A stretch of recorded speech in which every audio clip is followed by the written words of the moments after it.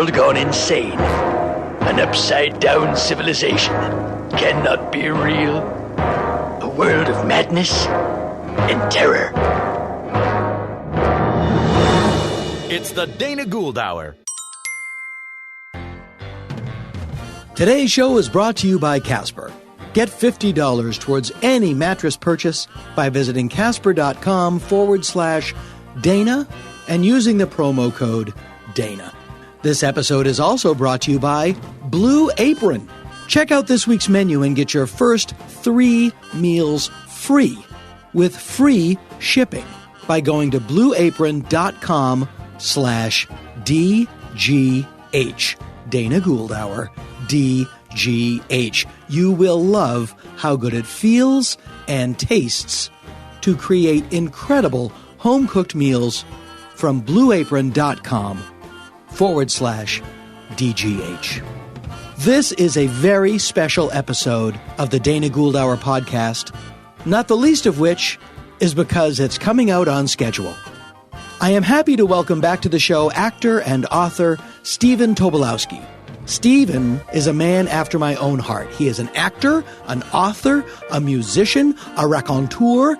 He is the epitome of those people whose name ring a bell, and then you see them and you go, oh, that guy!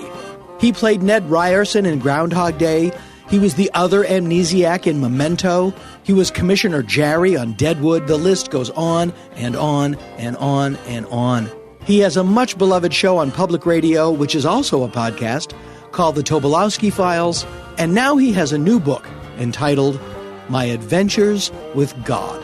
Now, it's not so much a religious book, thank God, but it is the story of his ups and downs in life, his catastrophes, his successes, and his struggle to obtain some sort of connection with a power greater than himself. As he writes so eloquently, it's hard to believe in nothing. Even cats believe in supper time. As much as we love certainty, we are often shaped by the invisible, the unexplainable, something we call faith. We are inclined to acknowledge the holy, even if it is only a paper heart we find in an old suitcase. Stephen is the best storyteller I know, and that is saying a lot. And I'm honored he's here. Joining Stephen is author Maggie Rowe. Now, Maggie has been a good friend of mine for a long, long time. And if you had asked me, of all your friends, who would you say was the most, normal? Maggie would have been high on the list. And then, one day, while a-shooting at some food, she casually mentioned that she had spent time in a psychiatric hospital. And I went, oh, really? Her story is utterly fascinating and is the subject of her new book, Sin Bravely. Maggie grew up in a moderately religious household, but at a very young age became obsessed with the fear that she was going to hell. She struggled with this throughout her adolescence. Have you ever had a beautiful young girl walk up to you in a shopping mall and tell you with a big bright smile that you were going to hell?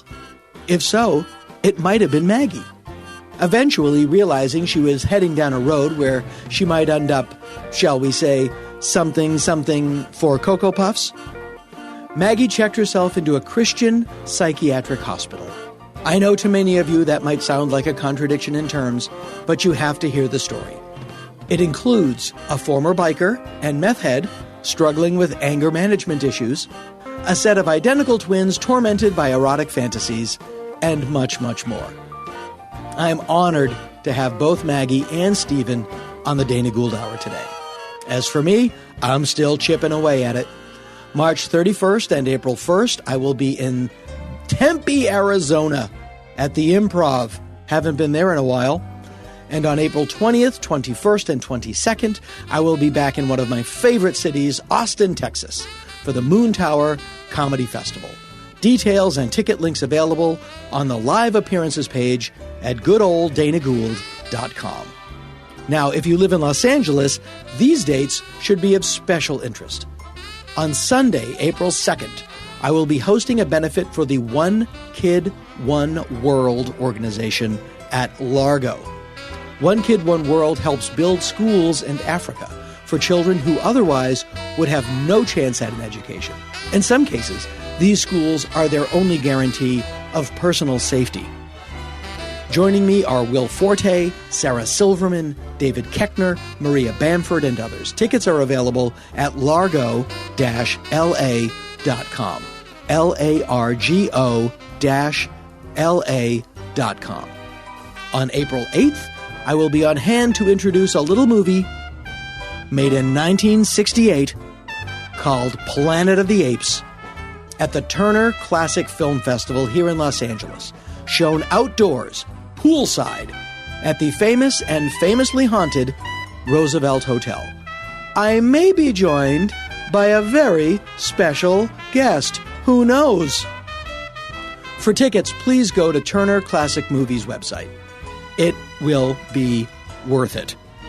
On April 25th, I have a date with another one of my favorite movies as I head back to Largo for a live, staged reading of Ed Wood's masterpiece, Plan 9 from Outer Space.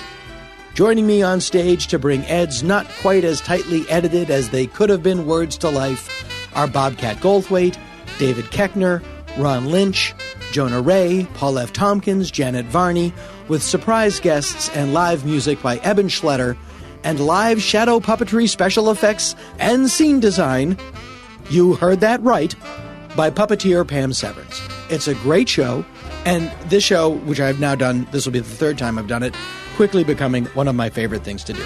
April 25th, only at Largo. For tickets, again, largo-la.com. But in the meantime, and in between time, it's on to our filthy business.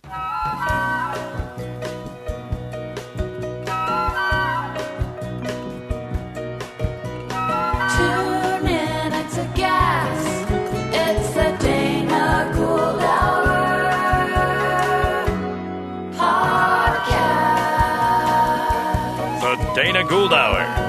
Free and worth it.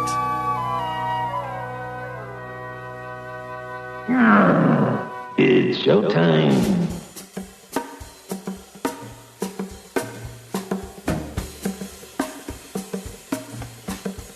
With me today in Falcon's Lair Recording Studios on a sunny but cold LA day, high atop the Hollywood Hills and the Mulholland View Shelf, is a very talented actor, author, former punk rock musician. He's one of those actors. If it was the 1940s, he would be Elisha Cook Jr. If it was the 1960s, I can't think of the gentleman's name. He was the guy that always came in and hassled Maury Amsterdam and Rose Marie on the Dick Van Dyke Show. Richard Deacon playing Mel Cooley. Please welcome the Gen X Richard Deacon. But he is one of those actors that you'll see his face. Oh yes, him, of course, him. Groundhog Day probably being the most high-profile cameo. Not a lot of people can steal a scene from Bill Murray, so you should be proud of that. But now you can see him on the Goldberg, Silicon Valley, and the new One Day at a Time on Netflix. He had a terrific podcast called The Tobolowsky Files. And that might give you a hint as to who he is. His new book is called My Adventures with God. And do not be dissuaded by the book. It's not about God. It's really your adventures with people and how they led you to an understanding of your question about God and or spirituality. I would not put on Amy Grant to read this book as compatible music. But long story longer, please welcome Stephen Tobolowsky. This is the sound of my voice. Now, is it Tobolowsky or Tobolowsky? That is such a good question. It's the only one I've prepared. Well, yeah. Well, the truth of the matter is I didn't know because I say Tobolowsky, but other people in my family say Tobolowsky, Tobolowsky. So I asked the de facto historian of our family, Uncle Nathan, when I was in my mid-50s, how do I pronounce my name? Tobolowsky. And Uncle Nathan said you could pronounce it any way you want because it's not your name. Ellis Island? Not Ellis Island. He came through Galveston. Grandfather came through Galveston, and the man at the ticket booth for citizenship said, "Who are you?" And grandfather, who didn't speak English very good, thought he was saying, "Where? Where are you from?" So he basically said in Yiddish, "Abram from Tobolowsk." So the man stamped him, "You are Abram Tobolowsky." So, Dana, I got my name the same way Don Corleone did. That's right. In The Godfather. Well done. Thank you. I hope that is the first of many similarities. Gould is an Irish sort of swamp Yankee name, but many Jews are named Gould because of Ellis Island. Gould, get through. Yeah, Gould. But you're that common thing. You're a Jew from Texas. Yeah, oh, yeah. Shema, y'all. As the very hilarious comedian Bob Rubin used to say, a Jew from Texas wasn't circumcised. They just whittled on you every year. Actually, my mother, when I was in college, she was very distraught one day, and I said, "What's wrong, Mom?" She says, "Oh, I was just thinking of your circumcision." And I said, "You were thinking of my circumcision? Why?" She said, "Oh, that man didn't know what he was doing. He butchered you." And I went, "What?" And that was before I found out my name wasn't Tobolowsky. Yeah, so nothing was as it should be. Nothing was as it should be. Well, people don't understand, and we'll not linger on this topic, but since we're here, if you are circumcised as a baby, and I say this from experience, you don't know that it was ever any other way, because that's all you ever know. That is the assumption, but I know it was true in my case until I saw my father taking a piss and was horrified. jaw dropping right here. Yeah, no, I remember running. Why to were you my watching your brother's- dad take a piss? Because I like what I like, Stephen. I grew up in a very old house, and we had a bathtub. We didn't have a shower. We had a bathtub, and there was a toilet. And I was, you're in the bathtub. Somebody has to go to the bathroom. They come in and go to the bathroom. And we had 6 people in a small house with one bathroom. And I remember running to my brother's going, "Dad has a dog cock." And that was I was home from college. And and that's when I learned to. I was in college before I learned the term dog cock, so you were kind of precocious. Yeah, I was really. But before we get into the weeds on this, describe the book for people. Now, it's my podcast listeners, so we're a scruffy bunch. Scruffy bunch? We're a scruffy bunch. I wrote my first book, Dangerous Animals Club, which was like stories from my life, and which is eventful. And, being held hostage at gunpoint and all sorts of things. In a grocery store. In a grocery store, all that kind of stuff. And about a few months after that, Simon & Schuster called me and asked if I would write another book featuring stories about spirit, because they thought Dangerous Animals Club, a lot of the stories had a spiritual component to it. Mm-hmm. So when somebody asks you to write a book, you say, Sure. I'm writing one now for that very reason. So I wanted to think of a template right. to write a book on spirit. And being Jewish, I thought, what if I wrote a book of true stories from my life based on the template of the Old Testament? Mm-hmm. So it kind of goes like this. The hilarious Old Testament. The ever-inspiring Old Testament. So I thought, well, we all have a Genesis. We all have the stories of where we came from, our parents, our forefathers. These are usually the stories we exchange with that first glass of wine on a first date. Right. This is who I am. Then we all go into slavery, except instead of building pyramids, we go to graduate school or drugs and first loves and terribly inadequate employment when we first start. And then we eventually get out of slavery and find we're still lost in the desert. Or in our case, we're kind of in the San Fernando Valley. Right. And then we have a time in the middle of our life, which I call kind of the Leviticus moment, where we say, wait a minute, this is what I am. Kind of at middle age, and this is where I got married and I had kids, and I kind of returned to going to the synagogue again. And then, like in the book of Numbers, death enters our life, unfortunately, and we lose people that are close to us and friends and family, and we are reshaped by mortality. And then finally, book of Deuteronomy, we tell our stories to other people, and we try to make sense of the journey. Like Moses told the stories to the children of Israel because they had no idea what they were doing because they were wandering for so long. Now that raises the question, and not to get too airy-fairy about it, but are you taking the stories of the Old Testament and comparing them to a human life? Or was the Old Testament written along the stages of a human life? Which came first? Well, I think, the Old Testament, they're three. As somebody said, and this is not my joke, but I have to quote it. Yeah. The Bible has all the answers, a 2,000-year-old book written by a group of men who didn't know where the sun went at night.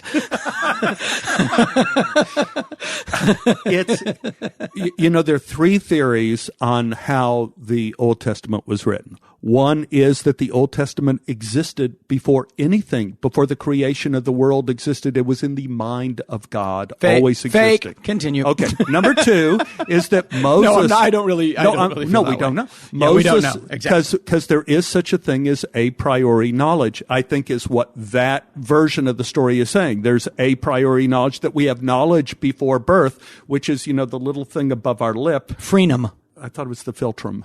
You might be right. Yeah, maybe. But anyway, there is a story that we learn everything there is to know before we're born. And before we're born, in a very cruel act of divine anger, the angel puts her finger to our lips and removes everything that we knew beforehand. And that's why we're born crying, because we are crying for lost knowledge. And we spend the rest of our damn lives looking for the knowledge we lost. So that's interesting. That's a story in the Talmud. Number two is that Moses wrote the Old Testament, but it's really difficult, all the stuff that was written after Moses died. Right. That's a little difficult, but... Unless it all ends with, avenge me! But that is another idea that it's five. But Julius Wellhausen, I think he was a Lutheran scientist and maybe even a minister, but he did a lot of archaeology on the Old Testament. And the Old Testament is a layer cake. Yeah. It isn't written as a narrative like we know it. A lot of things were written over a period of a couple thousand years at different times. So, for example, one of the newest things written in the Old Testament is the Adam and Eve story. That's one of the newest, not the oldest. So they didn't begin at the beginning and to the end. And then the Adam and Eve story, which of course ends with Eve eating the apple and them getting cast out of Eden, which is where the expression "po buddy's nerfect" comes from. Not a lot of people know that. No, I didn't know. No. But I last night learned the origin of the phrase "saved by the bell." What? They would tie a bell to the toes of corpses. Oh my God! In case they weren't really dead, because there was a disease at the time that greatly copied the effects of death, and they would move and you'd hear the bell and they would go, or there would be a string tied to the toe attached to a bell that was above the ground, and if you'd move, the bell would ring, and they go, get him up, he's not dead. That's also a dead ringer. Exactly. That's where dead ringer comes from. Very good. But in answer to the very all original... this knowledge, and yet I'm alone. It doesn't make sense to me. You just are not meeting the right... No. The question you initially asked me, like for people who know the Bible and kind of the way it's written, I tried to write true stories from my life kind of the same way the Bible writes them. Right. So the Genesis section, short stories from my youth filled with trouble. Right. And then Exodus is one big long narrative, because Exodus was written much later than a lot of the stories in Genesis. Then Leviticus is short, like it's the shortest book in the Bible, in the Old Testament. And Numbers has a lot of science and statistics in it, so do my stories. And then Deuteronomy or Devarim in Hebrew, meaning the words that become things, is Moses talking to his children and their stories about me talking to my children. Right. In that. So I tried to mirror that as sort of an Easter egg for the people. Yeah, and it is an Easter egg. The book is not in any way Bible-y. No. So you're a young kid and you're growing up in Texas, and chapter 6 of your book starts with just a beautiful sentence, which is, quote, "The invisible curriculum that weaves through childhood is fear," end quote. And it's so... I love the use of curriculum there. It's such a great wordsmithy little sentence. But it's so true. Your childhood is defined by fear. Now, people don't think of mid-century Texas as being rife with Jews. But you didn't know that because you were there. we're right back to circumcision. When did you realize, my God, Dallas is a dog cock? When I had to drive, my mother had to drive me 30 miles to Sunday school. Mm-hmm. That's when I knew, because everybody else was going to the Church of the Nazarene around the corner. Sunday, they just walked to church, whereas we had to load up the car and drive 30 miles to the other side of Dallas to find a Jew. And it was a very uncomfortable feeling. But you weren't aware of it until... Yeah, but I became very aware of it in, how can I say this? Where I grew up was not only a peaceful place, but at the same time, there were more Nazis there than Jews. And right. I don't mean using the term... No, you mean Nazis. I mean, when I was playing basketball in 6th grade, and we walked over to our guard's house to have pimento cheese sandwiches and Pepsis. When we walked into his house, there was a bust of Adolf Hitler in the living room with 2 German flags on either side. They had a coffee table with Stormtrooper magazine laid out like it was highlights in a pediatrician's office. And I felt that there was something shocking but comforting over the fact that they didn't feel the need to tidy up after a Bund rally. So this was kind of the group of people I grew up with. And when they found out I was Jewish, some of them reacted violently. So my curriculum of fear really started kicking in about 6th grade when I realized that being a Jew could make me an endangered species. Well, there are people, and I don't know if this is still the case, but certainly when I was a kid, there were people that did believe that Jews still had small horns. Yeah, well, that comes from the mistranslation in the Michelangelo statue that the Hebrew word for light coming through Moses's head was translated as horns, and so Michelangelo in his statue put little horns on there. So that's another mistranslation. It's mind-boggling, and there's a lot of stuff below the surface in our country that I think people speak about it so much that it loses its power, or that people tend to think that it's apocryphal. It's like in Idaho, there's a lot of that's the headquarters, I believe, still of the American Nazi Party, certainly it was. And the origin of it was that there was a German officers' POW camp there. And these guys would be loaned out on day passes to work farms. And they befriended the farmers, and many of them stayed. They didn't want to go back to Germany, and they just became farmers and lived in Idaho. So it's like, they were transplanted there. And now they're stuck in Idaho. Yeah. Yeah. Paybacks are a mofo. That's right, exactly. See, it all comes around.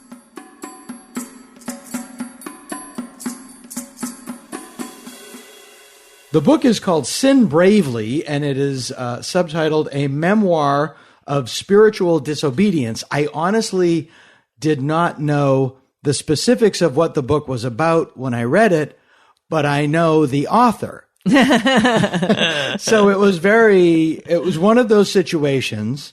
The same thing happened on the last podcast, where somebody I've known for years, and then I discovered that they have this completely utterly fascinating other life that I've never known about, because when we're together, I will only talk about myself. No, that's not true. Will clap my hands over my ears when the conversation strays from me. The author of the book is named Maggie Rowe. This is the sound of my voice. Now, this book is something of Girl Interrupted, but with I was going to say a spiritual subtext, but it's not. I don't think it's a spiritual subtext. It's religion.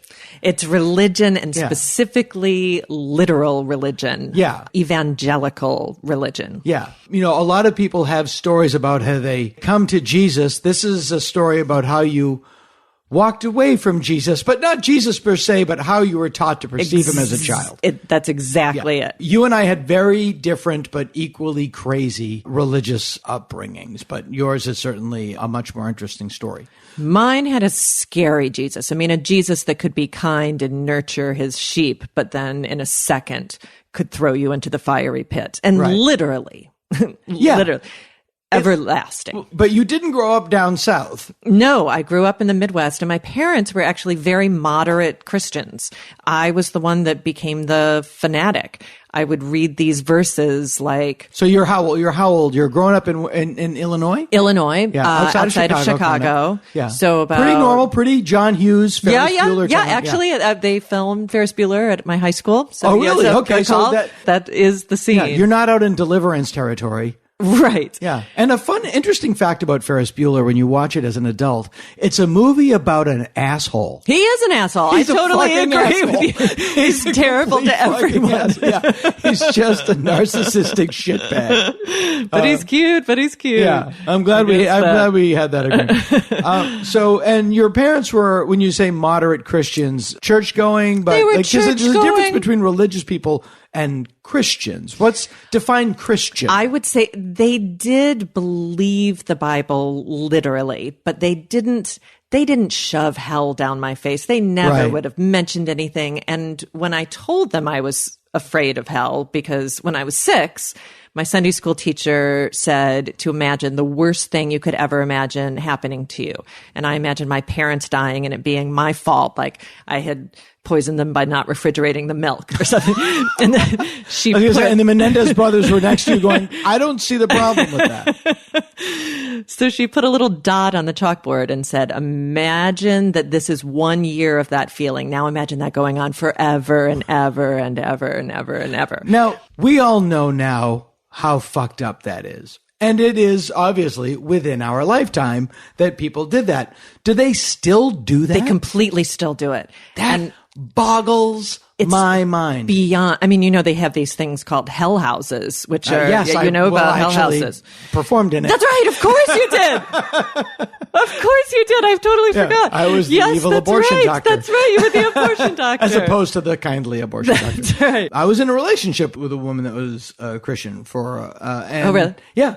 And it was an awareness of hell, and there was a sense of literal belief in there, but... That's what it said in the Bible. And Sure. I didn't have, at 6, the literary criticism skills to go, this might be figurative language. It's more similar to poetry than it is to history. Exactly. Didn't have those skills. I just saw it. But there are adults that take the Bible literally too. Yes. And people who take the Old Testament literally, which involves a she-bear smiting you if you insult the elderly. Right. Most evangelicals, I believe, take the Bible literally, that it's a historical truth rather than symbolic truth. Right. Which I think is... That's the big difference. It's a hair's breadth difference, but it means the world. And you can also take that to people who take the Constitution literally. Where it's a certain type of mindset. Yeah. Are these living... that needs certainty. Right. Are these living documents or are they hardcore Chilton manuals to exist? Yeah. And it gets into kids' heads. I mean, it is not a fear that I have totally extricated from my life. Really? Yes. As much as I can say, Dana, I do not believe that there is a literal hell. A fear gets implanted. So you're how But old? You'll be fine. You'll be fine. You won't. No, I understand. I don't want to start getting you worried about going. No, believe me. At least I'll know people. I don't think I know a lot of people going down. Well, I can only refer to it's so funny. It's too bad you didn't have this when you were a kid, because we're about the same age. You grew up, well, you're a little bit younger than I am, I think, but you grew up in the 70s, 80s. Yep. You're actually a lot younger than me, I think. No. I'm 77. The George Carlin. Exactly. The George Carlin routine. Up in the sky, there's an invisible man. He's done everything you've ever, I'll just play it here, but he knows everything you've ever done, everything you're ever going to do, but he's created a place of fire and torment forever and ever. But he loves you. That is my absolute single favorite comedy routine ever of all time. I think it is the ultimate routine for Western civilization. It just made it so yes. But he needs money. Right, and he needs money. I saw him do that routine live.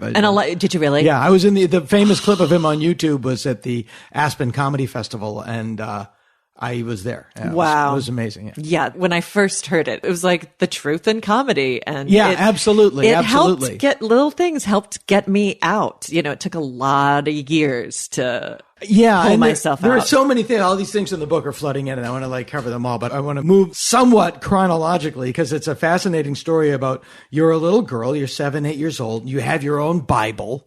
I had a Ryrie study Bible. It had 4 different translations, so you could compare, and then it had footnotes at the bottom offering insights on the different translations. And I'm trying to read the... And you're not an only child. No, I have a younger sister. And your younger sister is she's a Christian. She's a wonderful Christian. But at this point, is she she's 2. Maggie. Oh, okay. So she's not sister. lighting up. No. She's not but my parents were lighting up. Sure, They're like, you're fine. You accepted Jesus into your heart. And I was like, but I don't know if I meant it. I don't really know. Sure. And you might be lukewarm. I might be a little warm. There's a verse, lukewarm. Tell a verse, yeah. If you are neither hot nor cold, but lukewarm, God will spit you out of his mouth on Judgment Day. Which implies that he's going to put you into his mouth to begin with. Wait, whoa. What do I have to do to get into heaven exactly?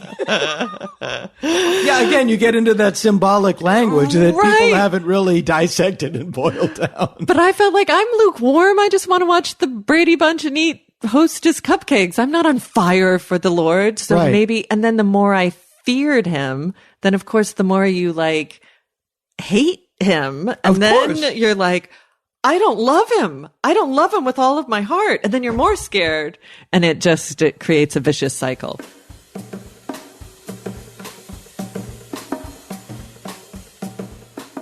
When you were a kid, you went to see Godzilla, and it scared you. I found that interesting. We never went anywhere, really, as a family to the movies, so it was a shock that my father took us all to the Majestic Theater to watch Godzilla when I was 2.5 years old. Oh, that's a little young. A little young for a child to be subjected to Raymond Burr. That's what they said on his island, too. Exactly. I was terrified of the dark. So I had many nightmares from then on about monsters. In fact, I had a monster that would visit me in my room, which I'd connect directly to Godzilla. This monster was called I, the Monster. Yeah. EYE as an eyeball, because I thought eyeballs were scary, as opposed to I, the Freudian I, meaning I need a psychiatrist. There is a comic book panel that I have somewhere, and I'm going to find it and send it to you, from an old EC comic of a man standing there in front of a giant eyeball that is saying, I am the eye. And I was looking for that last night, but I will find it, and I will send it to you. And you had an interesting nightmare that you were telling about, that your house became full of holes. Yeah, that was the earliest nightmare I could remember. And I have people say, well, how can you remember so much? It's because I have geographical references. We moved from where I was born to our kind of childhood home when I was 4. So anything before that I know was 3, 2.5, whatever.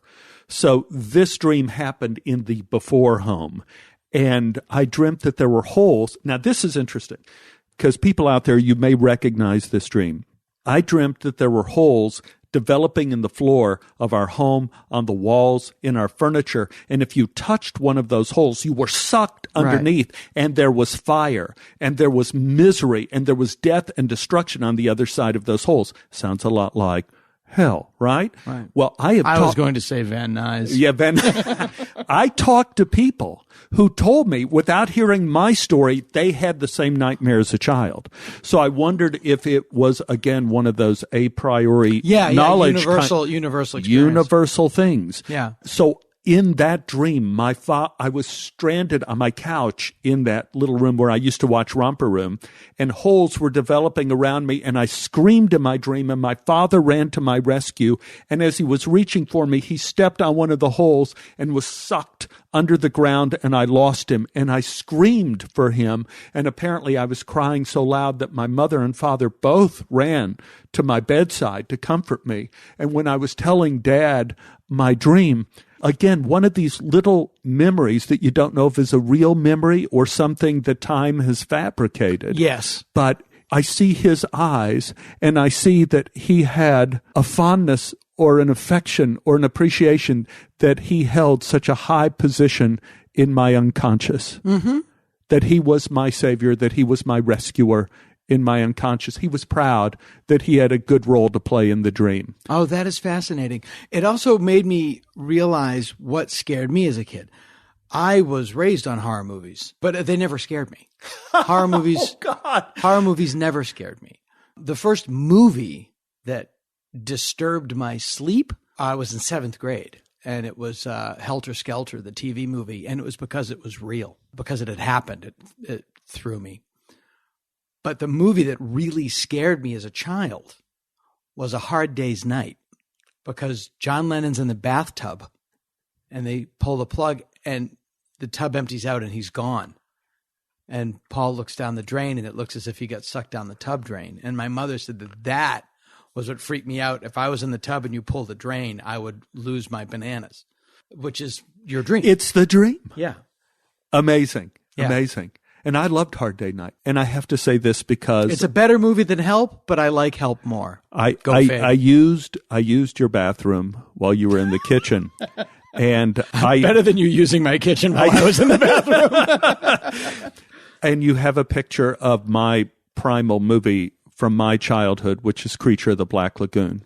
And yes, I do. Yeah. And I thought in my bathroom. I thought about the Creature of the Black, and I put That's a great photo. And I put the picture back up on the wall when I was finished with it.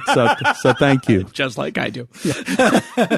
But I thought about the Creature of the Black Lagoon for years and his plight. And the movie that affected me so deeply as a child was The Creature Walks Among Us, where he's burned. He's on fire and he loses his gills and he's put kind of in Guantanamo Bay. Yeah. I don't know. And because of his injury, the creature is sensitive to violence. And you have the men and the women on Guantanamo watching over the creature, and the men are fighting over the woman, and they are going to kill each other to have sex, which, of course, is what we do. Natch.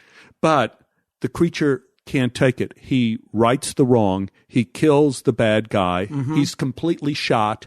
And the last scene of the movie is him wandering into the ocean without his gills, knowing that he will die, but at least... It's the ending of Coming Home. It's Bruce Dern and Coming Home. And I remember watching that as a kid, and when he's walking into the ocean, my brother Kevin going, "Humans, sheesh." Which was Mystery Science Theater long before Mystery Science Theater. But yeah, well, all of those horror movies are very primal things. And that's why I was... I mean, clearly I love them. They're all over my house. But when I was a kid, I really related to the Wolfman because it's the two wolves. You have this thing inside you that you can't control that does all these things. And then the next day you kind of feel bad about it. No need for Freud here. But growing up in Texas, and this is a part of the book still, we're in the book of Genesis, part of my adventures with God, where you're telling these formative stories of your childhood. And you wrote something that shocked me. You were a school kid in 1963. It's November 22nd, 1963. And you're in Dallas. Oh, yeah. And the president is coming to town. Very exciting. And one of your classmates said, "I hope someone kills him." I hope they kill him. Right. And I go, why? And how old is this kid? Well, I'm thinking we're in 7th grade, so we're like 12 going on 13. I hope someone kills him. And why? And the answer was because he's a nepotist. Right. Which I had never heard of. It was like that's an odd death sentence. Yeah. It was like a new insult, and insults were important for kids. He was a nepotist. He was, but hey, what are families for? Yeah. My Uncle Jaime was a nepotist, thank God. Anybody with a business is a nepotist. From nepotism, JFK appointed his brother Robert Attorney General, and then he helped Ted Kennedy was elected, so he didn't get that job. He did win his seat. And then there was a law passed where the president could not appoint members of his family, which is why Donald Jr. and Eric Trump are not gainfully employed in the White House. That's why Barron Trump is not the Secretary of State. But I remember the moment was so shocking because we heard the president was shot on the playground, but we all assumed he was going to be okay. Sure. Because, again, we lived in Oak Cliff where nothing bad really happened to anyone. And in all forms of entertainment, people were shot in the arm or got the gun shot out of their hand, but no one was really killed. And we went into our classroom, and that's when our principal came over the PA and said, President Kennedy, today at 12 noon, was shot and killed. And at that, one of the girls in our class, and I still remember her to this day, I still talk to her on Facebook, she stood up and screamed and ran out of the room, and you could hear her screaming down the hall. You could hear her feet running down the hall, and no one moved to stop her. Right. We were just stuck in the classroom, and our principal said, we're going to take 2 minutes of silence for the president, and it was my first moment of silence, and it was excruciating. I had no idea that the purpose of a moment of silence was not to get over a loss, but to be a part of the loss. Because silence is the only thing we kind of share with the dead. And the principal came back on the line after the silence and said, now we will all bow our heads and say a prayer. And at this point in my life, even at the age of 12, I no longer believed in God. I believed in God when I was a little kid, and I no longer, I kept praying to God, and it didn't seem to have any effect. But when the principal said, let's say a prayer for our fallen president, everyone folded their hands and bowed their head. I felt compelled by the moment to try again. And I remember, and I have it in the book, I remember that prayer to this day.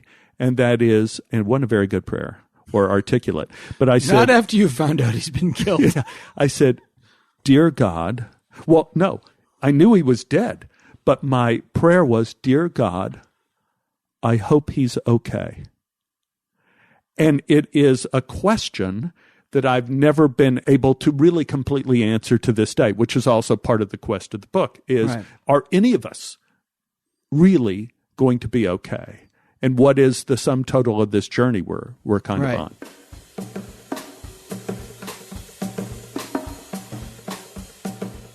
I had an odd contempt for religion as a kid. We were Catholic. My mother was, I don't know how she was raised religiously. My mother is from Virginia and was raised out in the sticks. Mm-hmm. And her big religious affiliation when I was a kid was Oral Roberts. But I have come home from school and found my mom on her hands and knees with her hands on the television screen praying with Oral Roberts. Oh. When I was a kid, my mom taught me how to shoplift. And we would take the money that we saved on groceries, and she would send it to Oral Roberts. Oral Roberts. Amazing. So he could build the city of hope and wherever wherever he lived. Amazing. It's like, which is the greater sin or the greater good? And I, at the time, knew it was crazy, and I was pretty young. And I think just by nature of the innate cynicism in my home, I was sort of eye-rolly about it. And I started going to church and became a lector. Oh. Purely socially.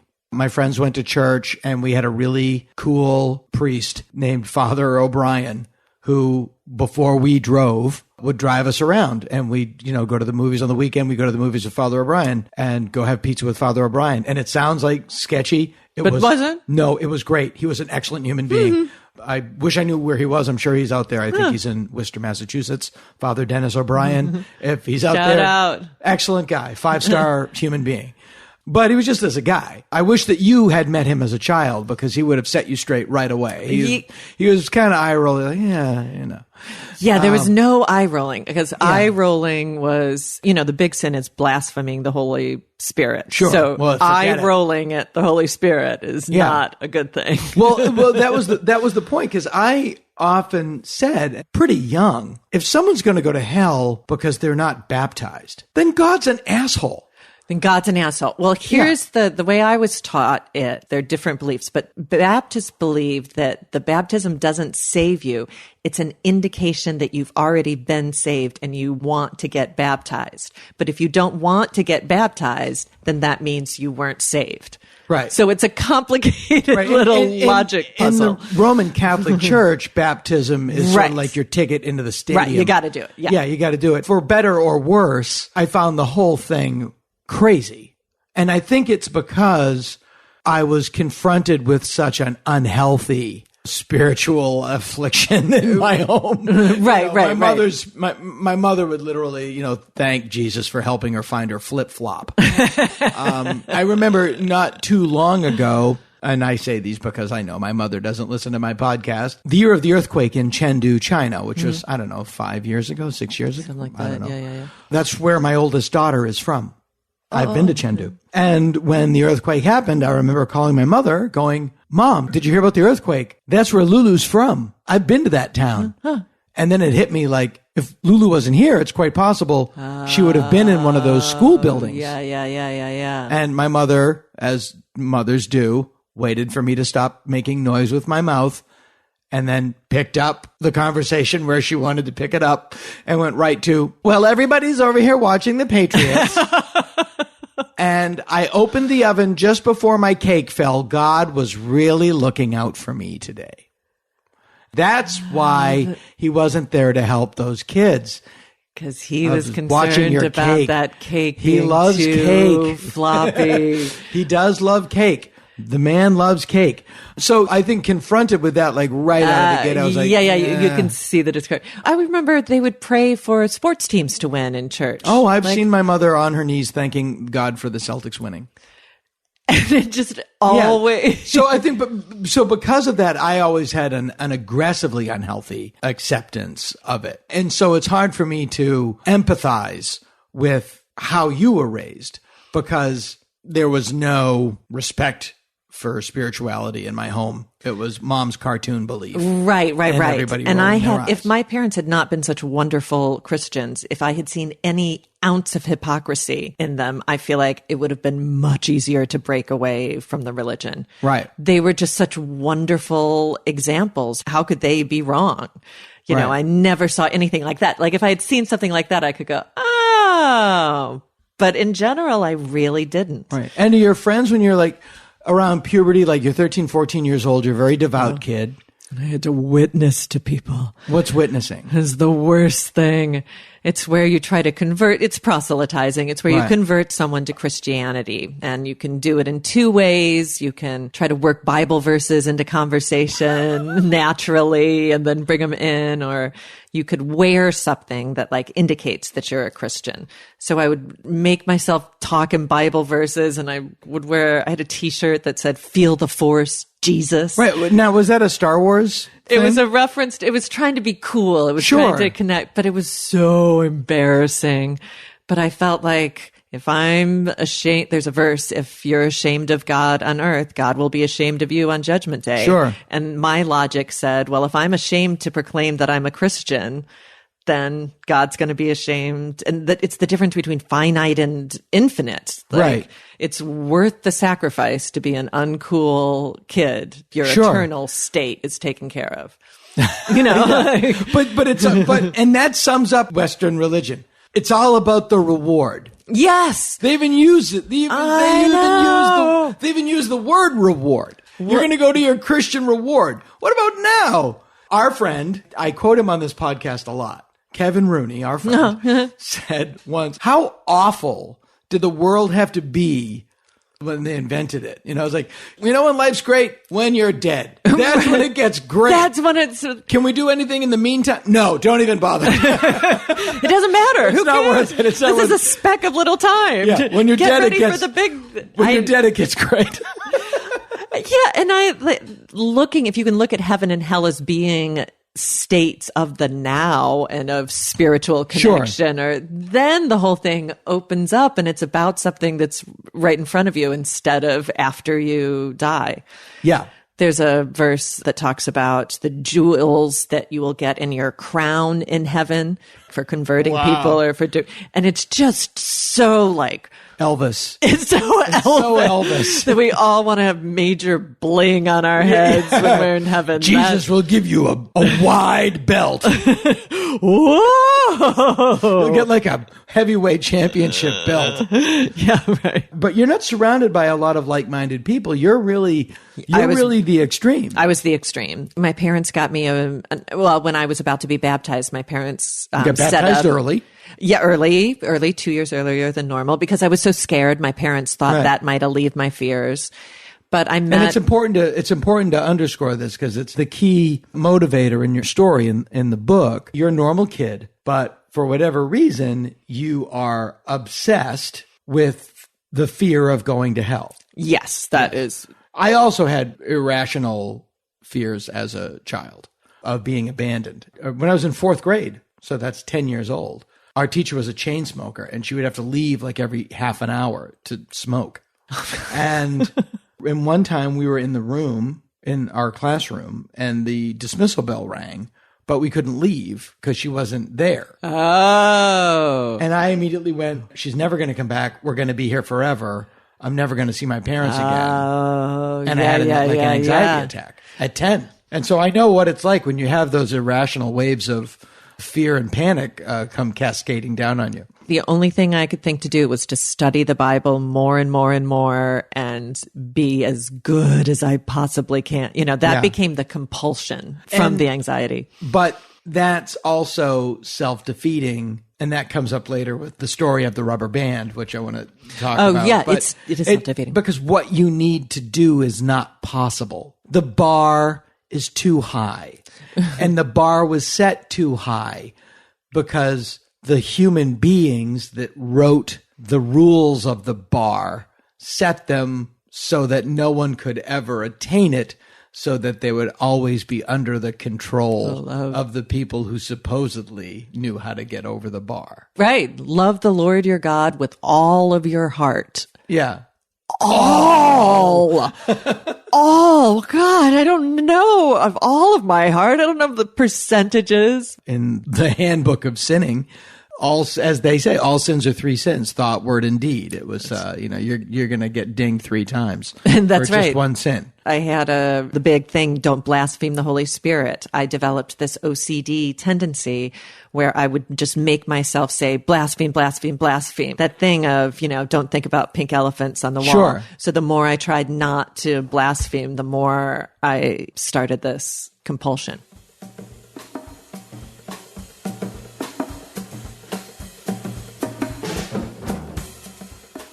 The flip side of the coin is that, you talk about a priori knowledge. They find these bushmen that wake up in the morning and bow to the sun. These people that just have a primal lizard brain need to be obedient to something greater than themselves, or to feel that they are a part of something greater.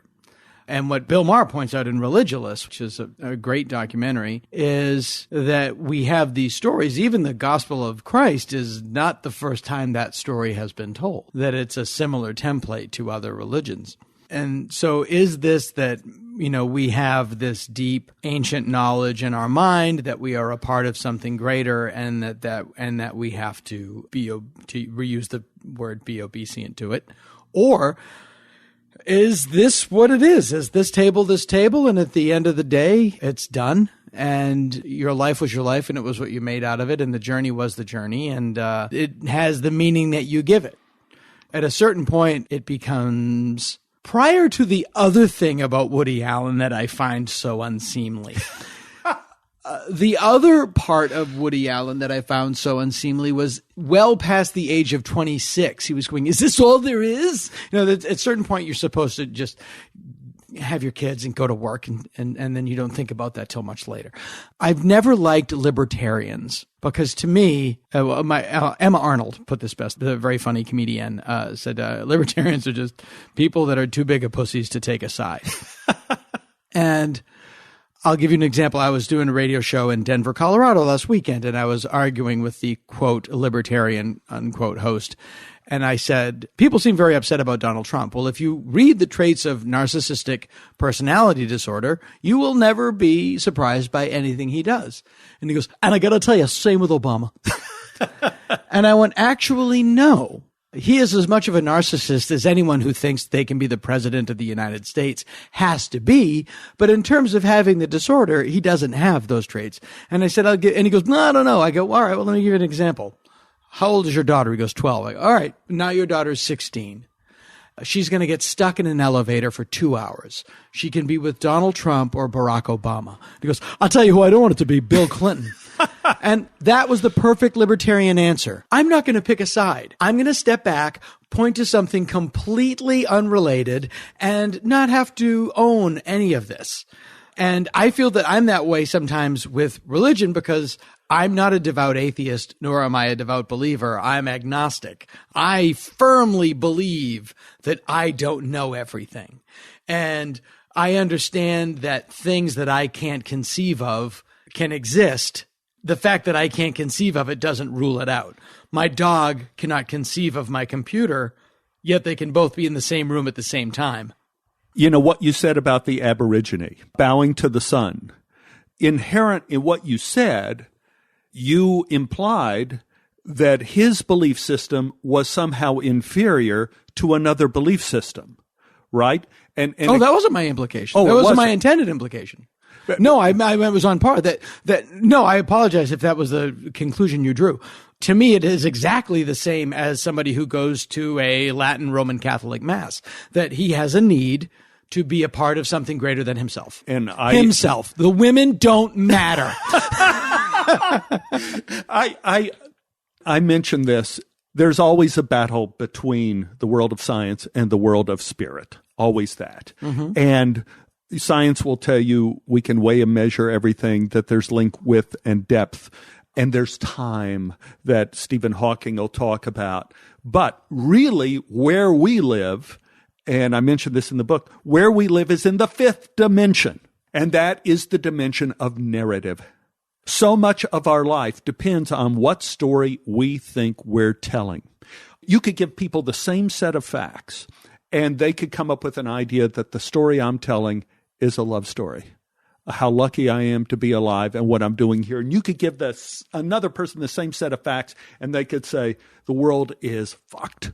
And what we're doing, my life has been one plague after another. Right. And their narrative completely directs what their life is. And I think in terms of spirit, that Aborigine, I agree with your assessment, the Aborigine who's seeing the sun does see something greater in his life because he sees the rising of the sun, the same as the Catholic in Mass who feels elevated and feels he is a part of a narrative that is greater. Now, throwing, I guess, a dog turd on the fire is that what happens a lot of times with spirit is it becomes co-opted. Instead of a Garden of Eden, we build a Tower of Babel. And what happens is it can be co-opted as government. And so you can take what happened. I think there was an analogy made of the difference between the founding of Brazil and the founding of America, which happened kind of at the same time, when the founding of America was based on Protestants, mm-hmm. and the founding of Brazil was based on Catholics. And that's why I always love when people talk about that America was a Christian endeavor. It was founded by people that were largely Christian, but the whole point of it was, I want to be able to worship what I want to worship. Exactly. It's a freedom. There was the freedom aspect. In other words, completely wrong. But what happened so much to Brazil was a lot of their wealth was taken from the country and shipped back to Portugal. The gold was used for their cathedrals and all this kind of stuff, and the people in Brazil were left more impoverished than in America, with that idea, the idea of freedom, using that as their narrative, that they used the wealth that was here in the country. And that's why we fought a revolution. We didn't want to be plundered. That's why we fought a war. Well, it's interesting that you talk about our founding fathers. I literally just had this text exchange just before the doorbell rang. This is indicative of the kind of struggles that I go through. My pool guy, Kent, texted me and said, can you get your trees trimmed back? There are berries falling into the pool and they're clogging up the filter. So I texted my landscaper, Ronnie, who happens to be African-American, and said, hey, can we trim back the trees over the pool? The pool guy says there are berries clogging the filter. And then I put at the end of that text, #whiteguyproblems. And Ronnie, who I've known for years, is a great guy, said, no problem, I'll get it done. #blackguysolutions. And I texted him back and I said, we just wrote the history of our country. So much of who I became, and I think everybody, I don't want to be, is so much were formed by what happened when we were young. When I was a little kid at our playground, I lived in a white flight area of Dallas. No black people at all.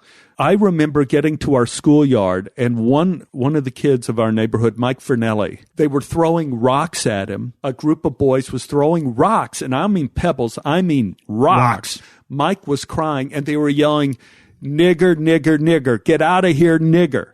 Mike Fernelli was crying and saying, I'm not a nigger, I'm Italian. And the kid holding the rock in front of all the other bullies was saying, we don't care, you're all we got. And he threw the rock again. Mm-hmm. And to me, that is the story of mankind. And to me, that is the story of why the narrative evolved of religion. Different narratives evolved of mercy, of not putting a blockade in front of the blind, of not cursing the deaf, that's in the book of Leviticus, of creating a kind of web of civility and kindness. And I think that is the need that religion came from.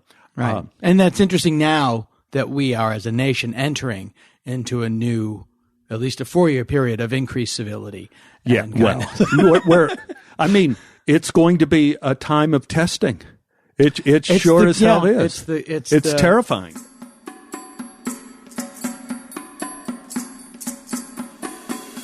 The story was fascinating to me because I've known you for so long, and you're profoundly normal. That's nice. But you're like, for people who are listening to this for the first time, it's like, you're married to my friend. You live in a beautiful house, and you're a talented person. We've done shows together. Yeah. You're not eating tapioca in a hospital. So to imagine you as like you're a normal kid, and you've got this weight just pressing down upon you, and your parents, meanwhile, they don't know what to do. And they send you inadvertently to the worst people. To the worst place that they could send me to. Yeah. I mean, not the worst. I mean, the pastor did say to me, I believe you are saved. And even when I was in the hospital, I guess we'll get to that later, but nobody ever told me, I think you are going to hell. That came from me. Sure. Not being able to prove it. That's where it's like the... Before that happened, then you're a teenager and you get into high school. And then things do you discover theater. Yep. And things kind of ease up for you. Yes. And I start to kind of move away, but kind of very gradually. I still didn't do anything that was an explicit sin, but the hell fears kind of went away. I kind of left the theological. You dream about hell? Yes, I did. What was your dream vision of hell? My dream vision of hell was me being in flames, seeing my parents up in heaven, and me calling out to them for them to come down and pick me up, and them turning their backs. And I didn't think that they were bad people for doing that. Mine's a Kenny Chesney concert, but we can get to that later. Wow, there's so much psychological. I mean, if you take away heaven and hell, that's right out of Freud. Oh, yes. That it's wearing the jersey of religion, but that's just the standard, I'm unlovable. The only people that are supposed to love me won't love me. And I mean, that's what it is. That's all. It's abandonment. It's abandonment, but it's very lizard. It's brainstem primal. Yeah. Primal. Because I knew my parents were going to heaven.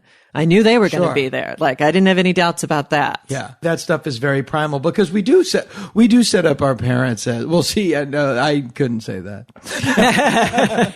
And you had your grandma, and you had this really interesting grandma. Tell the story about Grandma Olivia as another person that seemed perfect to you, and then you find out later, oh, they're not perfect at all. She was I was her only grandchild, so she doted on me. I loved her. And then she had a psychological break when I was 7. She made up her own name. Yeah, she made up her own middle name, and my parents name. gave it to me as my middle name was Right. LaVie. So we were like peas in a pod. And then she had this break.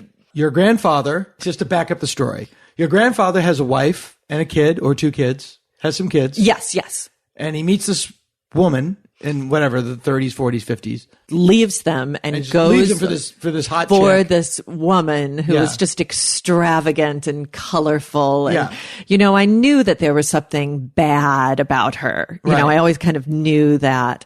But she was the devil in polyester pants. She looked great in those polyester pants. Right. Yeah, she was beautiful too. She was also beautiful. She's just like Auntie Mame sort of character. Yeah, and we'd sing together. But after she had her break, they gave her electroshock therapy. And in those days, it was in the late 70s. Late 70s, as far back as the late 70s. Yeah, because you were a child during it. Yeah. Mm-hmm. She had all these treatments and then was never the same after that. She was just a different woman. She was not comatose. She would make sentences, but basically she sat all day in a rocking chair in our house staring at a television that wasn't turned on. And in my mind, I connected her being bad and colorful and outrageous. She didn't, accept Jesus as her savior. Sure. Of course. Yeah, no, it's right there. It's right there. So it's like, oh, this is what happens. Right. And you have this amazing light in your life that is literally put out in front of you. Yeah. And I can see it. Yeah, every day just rocking back. And she would sit in the dark, actually. I'm going to read you your own writing. I like it. This woman who has been this amazing light in your life, this like larger than life, gregarious woman, full of life. You had a special bond with her. She wouldn't parse out candy to you. You'd go out, you'd buy candy, you'd stuff it in your mouth. All of it. Great.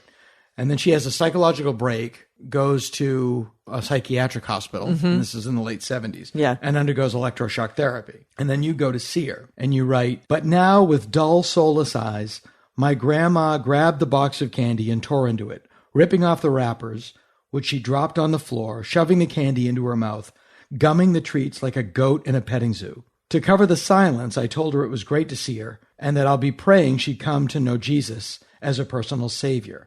As if in reply, a string of caramel dangling from her lower lip swayed back and forth like a strand of crazy golden tinsel." And I was so hopeful. I went in with those 0 bars thinking that there was something that I could do, or if I could get her to come to Jesus, then she would be back to normal again. Are you aware of how erotic that is? No, I'm kidding. Yeah, erotic was not the word I was expecting of. It's coming. Here it comes. It's intermission time. Time to visit our concession stand. Casper is an online retailer of premium mattresses for a fraction of the average price.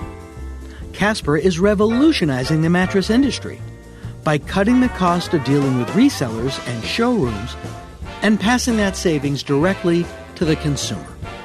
Designed, developed, and assembled in the USA, Casper is an obsessively engineered mattress at a shockingly fair price. With over 20,000 reviews and an average of 4.8 stars, it's quickly becoming the internet's favorite mattress. It combines memory foams to create an award-winning sleep surface with just the right sink and just the right bounce. And all Casper mattresses are made in America. Time magazine named it one of the best inventions of 2015, an award-winning mattress that won't disappoint. Try Casper for 100 nights, risk-free in your own home. If you don't love it, they'll pick it up and refund you everything. Free shipping and returns to the U.S. and Canada. Get $50 towards any mattress purchase by visiting Casper.com/Dana and using the promo code Dana. Beautiful. There is religion, there is atheism, and there is spiritualism. Spiritualism being the belief that the afterlife is a hop in place, and that the dead, or spirits, are busy, busy bees, ready and eager to interact with the living, to give them insight into moral and ethical issues, and even up-close and personal observations about the nature of God. Spiritualism can be traced back to the writings of Allan Kardec. Allan Kardec is the pen name of a 19th century French educator named, it's Hippolye, and I don't know how to pronounce it, Léon Denis Rivali. I'm going to guess based on that it's pronounced Hippolye. Hippolye Léon Denis Rivali. Rivali became fascinated by seances, which were popular entertainments in France during the mid-1800s. To his credit, Rivali at first tried to disprove their effects. At the time, seances were conducted by mediums who claimed contact with the spirit world, and they would communicate with those in the afterlife by making them bang on a table, make an object move, what have you. Rivali tried to disprove this phenomena, interviewing scores of supposed mediums as to the hows, the whys, and the wherefores of their craft. Surprisingly, he came away with the following conclusion. Seances were real. Were they, Hippolye? Were they? He wrote 5 books known as the Spiritist Codification and became the founder of Spiritualism. Spiritualism reached its peak in the late 1800s, claiming more than 8 million followers in the United States and Europe.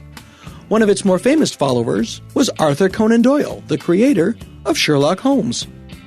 That said, the backbone of the spiritualist movement was upper and middle class women.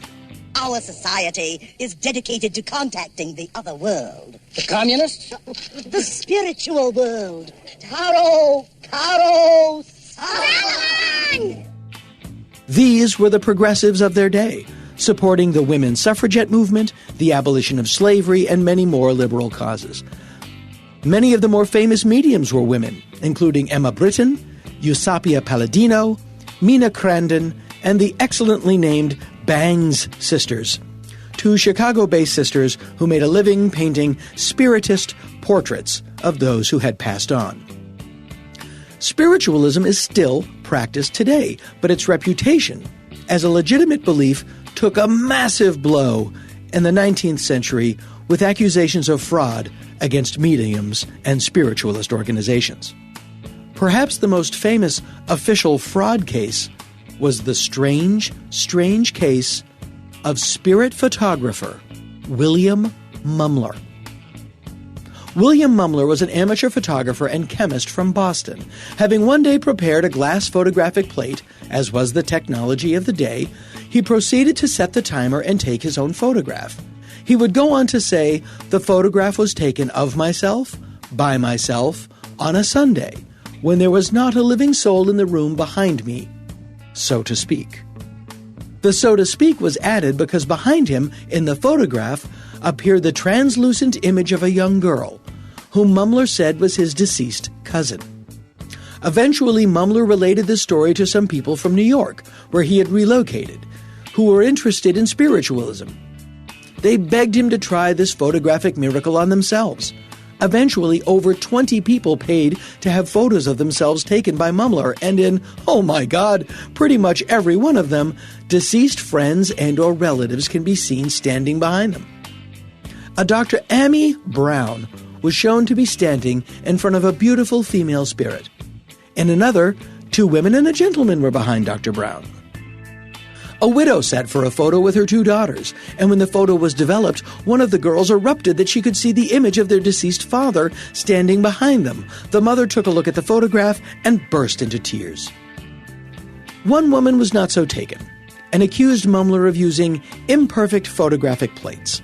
Photographs at the time were printed on glass plates, and the woman surmised that Mumler had merely double-printed the image, burning an image onto a glass plate that had already had another image printed onto it. Mumler suggested she provide her own glass plates. She did, and there, on her photo, was her own image and that of a recently deceased friend. Now, along this time, something else interesting was happening. Political boss William Tweed was looting the city of New York to the tune of some $200 million. Mayor A. Oakley Hall one of Tweed's stooges, had a vested interest in distracting the public from the growing scandal. A pretty ripe target was the fraud case of a phony spiritualist photographer named William Mumler. And so, in 1689, William Mumler was brought to trial for fraud by the good people of the state of New York. To ensure press, the state of New York called, as its expert witness, none other than P.T. Barnum, he of Ringling Brothers and Barnum and Bailey Circus, and the famous quote, "There's a sucker born every minute." Now, Barnum had a different word than fraud. He called it humbug. And Barnum loved a good humbug, as long as, and herein lie the difference between Barnum and Mumler, as long as everyone was in on the joke. Barnum testified, "I have devoted a large portion of my life to the detection of humbugs." Barnum said that at one time he had contacted Mumler in connection to a book he was preparing to write on the humbugs of the world. This book was to be called, are you ready? Humbugs of the World. Accurate title. Barnum then purchased 20 of Mumler's spirit photographs in connection to the book. He later displayed these photographs on the wall of his museum, along with other gems like his mermaid skeleton and famous woolly horse. Barnum went so far as to visit a different photographer and have a photograph taken of himself with a spirit looming behind him. Barnum's approach to humbug was that of Ripley's, you can believe it or not. Where Mumler came into the crosshairs of Barnum and the state of New York was the belief that Mumler was exploiting people in grief with false claims of proof that their loved ones had carried on into the afterlife, the very basis of spiritualism. Judge Dowling took all of this into consideration, but eventually decreed, "I have come to the conclusion the prisoner should be discharged." Although he claimed to be morally convinced that Mumler intended fraud, he didn't feel that the prosecution had made its case strongly enough and did not recommend him to the grand jury. Mumler's charges were dismissed. My only gripe with this sad story is it is presented as an either-or. The fact that Mumler's photographs were nothing but a crafty manipulation of silver nitrate on glass. But that doesn't rule out the belief that spirits of the deceased do interact with the living.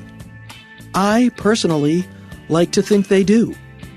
If only because it's a fun thing to believe. Same reason I believe in the Hulk. Great story if it ends there, right? Well, it needn't for you. Why not pick up The Strange Case of William Mumler by Lewis Kaplan, Kaplan, or P.T. Barnum's The Life of P.T. Barnum, written by himself, or the slightly more objective P.T. Barnum, America's Greatest Showman by Louis Kunhardt, Kunhardt. More importantly, you can get Stephen Tobolowsky's My Adventures with God and Maggie Rowe's Sin Bravely. How do you get these, you ask? Clickety-clack your keyboard to danagould.com. Click on our Amazon banner and shop away. You get what you want, and for no extra charge, we get a couple extra beans to keep the lights on. Also, on the homepage of danagould.com, you'll see options to donate to the show or subscribe through PayPal. Every cent goes back into the show. Please know we appreciate what, if anything, you can do. But that's not all. You can also visit our store at comedyfilmnerds.com for Bevilacqua Heating and Air Conditioning t-shirts, Dana Gould Hour t-shirts, signed vinyl copies of The Funhouse and Let Me Put My Thoughts in You albums, and soon the vinyl release of my third album, I Know It's Wrong. And soon, my fourth album, tentatively titled Mighty Mouth, will be on its way. I wanted to call it Mouth Almighty, but that's an Elvis Costello song, and unlike the people who came up with the title for Napoleon Dynamite, I just don't take shit Elvis Costello thought up and use it for my own use without crediting Elvis. I have signed CDs and DVDs, Dana Gould Hour posters, etc., all signed by me, just in time for your pre-apocalypse entertainment. All available at store.comedyfilmnerds.com. Boy, after pimping out all of that bullshit, I am hungry. You know, this episode of the Dana Gould Hour is brought to you by Blue Apron. Not all ingredients are created equal. Fresh, high-quality ingredients, taste better, and are better for you. So it's important to know where your food comes from. Look, I'm a single dad, and I can't cook. My oldest daughter likes to say, I boil steak. But since Blue Apron, they have been genuinely surprised that Dad has actually thrown down some decent meals. The other night, I prepared pork chops and miso butter, and it was fantastic. And I made it. For less than $10 a meal, Blue Apron delivers seasonal recipes along with pre-proportioned ingredients to make delicious home-cooked meals. Blue Apron knows that when you cook with incredible ingredients, you make incredible meals. So they set the highest quality standards for their community of artisanal suppliers, family-run farms, fisheries, and ranchers. Whether it's pork chops and miso butter or spicy shrimp and coconut curry, Blue Apron is bringing you the best. So thank you again to Blue Apron for supporting this podcast. Check out this week's menu and get your first 3 meals free with free shipping by going to blueapron.com/DGH.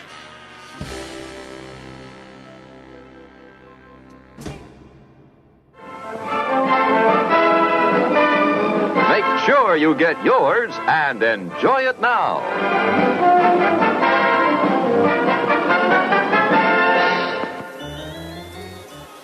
Anton LaVey may be one of the world's most celebrated anti-Christian Satanists, but he ain't got nothing on Aleister Crowley.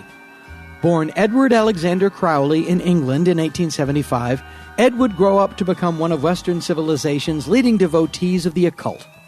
As a young man, he became a member of a secret society known as the Hermetic Order of the Golden Dawn. A real thing. It's an offshoot of the Freemasons, but spookier. Ed Crowley would soon change his name to Aleister Crowley. He was also referred to as the Great Beast 666, a name he gave himself. He was a vocal critic of the moral and religious values of his time, but he took it a little farther than most people. Crowley had a vision that he had been visited by the great spiritual beings known as the Secret Chiefs, and that the Secret Chiefs had admitted him into the Third Order of the Golden Dawn. Now, from there, Crowley set about creating his own magical society, which would be based on his philosophy of Thelema. This would become known as the OTO, or the Ordo Templi Orientis. Again, not unlike his future soul brother Anton LaVey, the guiding principle of Thelema would be, do what you want to do. But Crowley worked in a lot more sex, drugs, robes, crazy hats, animal masks, astrology. He really ran with it. Crowley frequently espoused views about drugs and sex, especially sex, that were radical for his time, this being turn-of-the-century England, picking up the nickname the wickedest man in the world. He published a book of poetry called White Stains that covered just about every taboo sexual activity one could think of. He built sexual acts into the rituals of Thelemic religious ceremonies. You know what they say, do what you love. But I know what you're asking. What does this have to do with the movie Mission Impossible 4: Ghost Protocol? Well, I'll tell you. But to do that, we have to travel all the way across the Atlantic to Southern California in the wee early days of the Cold War, the late 1940s, just after World War II, that magical, mystical time when American society as we know it was being forcibly hammered into shape. And one of the men doing that hammering, or trying to anyway, was Jack Parsons. Jack Parsons was one of America's leading experts in the world of rocket science. In fact, he was one of the founders of JPL, the Jet Propulsion Laboratories, and as such, one of the key figures in American missile defense. He was a leader in the field of solid fuel research and was one of the principal designers of the Minuteman rocket and the Polaris missile. As you can imagine, he was well paid, well taken care of, and well scrutinized by the FBI. For Jack Parsons was also an extremely devoted member of Aleister Crowley's Ordo Templi Orientis. In 1942, Parsons was chosen by Crowley himself to lead the OTO's Southern California chapter. Now, Parsons was a big-time science fiction fan, and this brought him into contact with an up-and-coming science fiction writer of the day named L. Ron Hubbard. Parsons and Hubbard hit it off. Soon Hubbard moved into Parsons' Pasadena mansion, and from there he moved right in on Parsons' girlfriend. In a letter to Crowley, then at the end of his life, Parsons wrote, "Betty and I are still friendly, but she has transferred her sexual attention to Ron." Oh, Ron. Crowley thought Parsons was a gullible fool who was being taken to the cleaners by a con artist. Crowley was weird, but no dummy.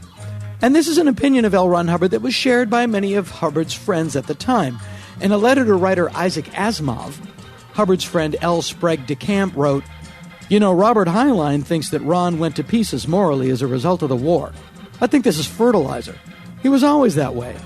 But when he wanted to conciliate or get something from somebody, he could put on a good charm act." Well, that aside, Parsons, Hubbard, and the two-timing Betty set about to enact one of the great rituals of the OTO, the Babylon working, a sex magic ritual whereupon the men would summon the incarnation of Babylon, the mother of abominations. This they did over several nights in February of 1946. Parsons used his magic wand to whip up an energy vortex into which Babylon would be summoned. What this translates to, according to Richard Metzger in his book of Lies, The Disinformation Guide to Magic and the Occult, a notably unobjective discourse on the subject. Quote, "Parsons jerked off in the name of spiritual advancement while Hubbard scanned the astral plane for signs and visions."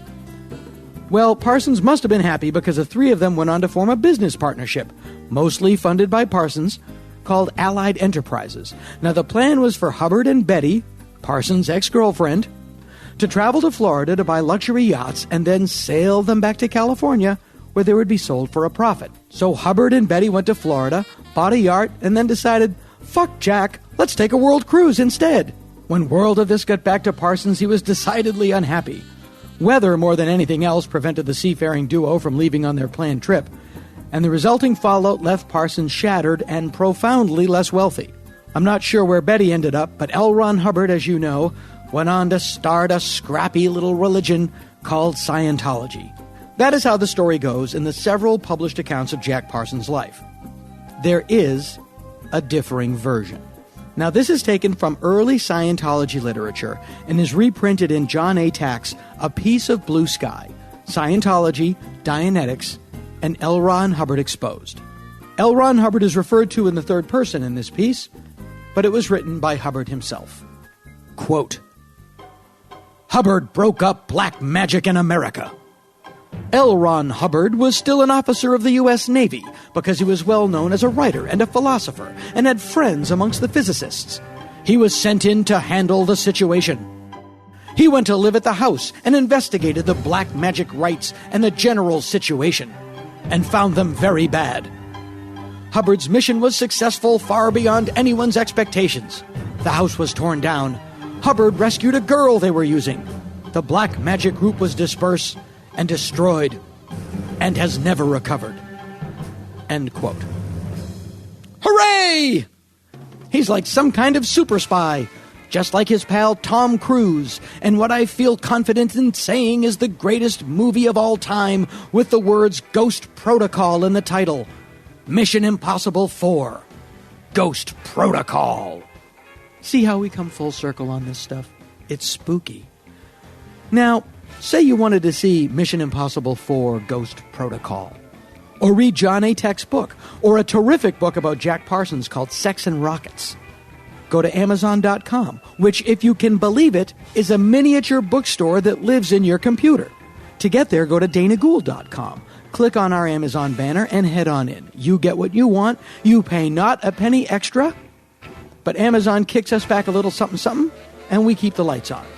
It's just that simple and just that sexy. Hallelujah! It's the Dana Gould Hour.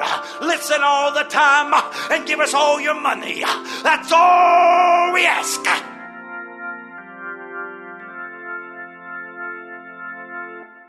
Settle back now, content, comfortable, well-fed, and ready for some fine entertainment. Is everybody happy? Then let's go.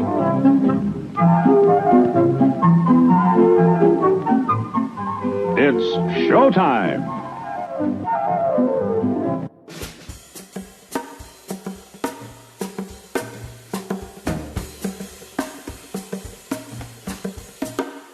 You talk about the need for a narrative. Yes. I was listening to a podcast last night where David Axelrod, if you ever listened to the Axe Files, was interviewing Alex Castellanos, the conservative Republican commentator. He's on CNN a lot. And I actually know Alex because of Mike Murphy. He and Alex are close. Mike and I are very good friends.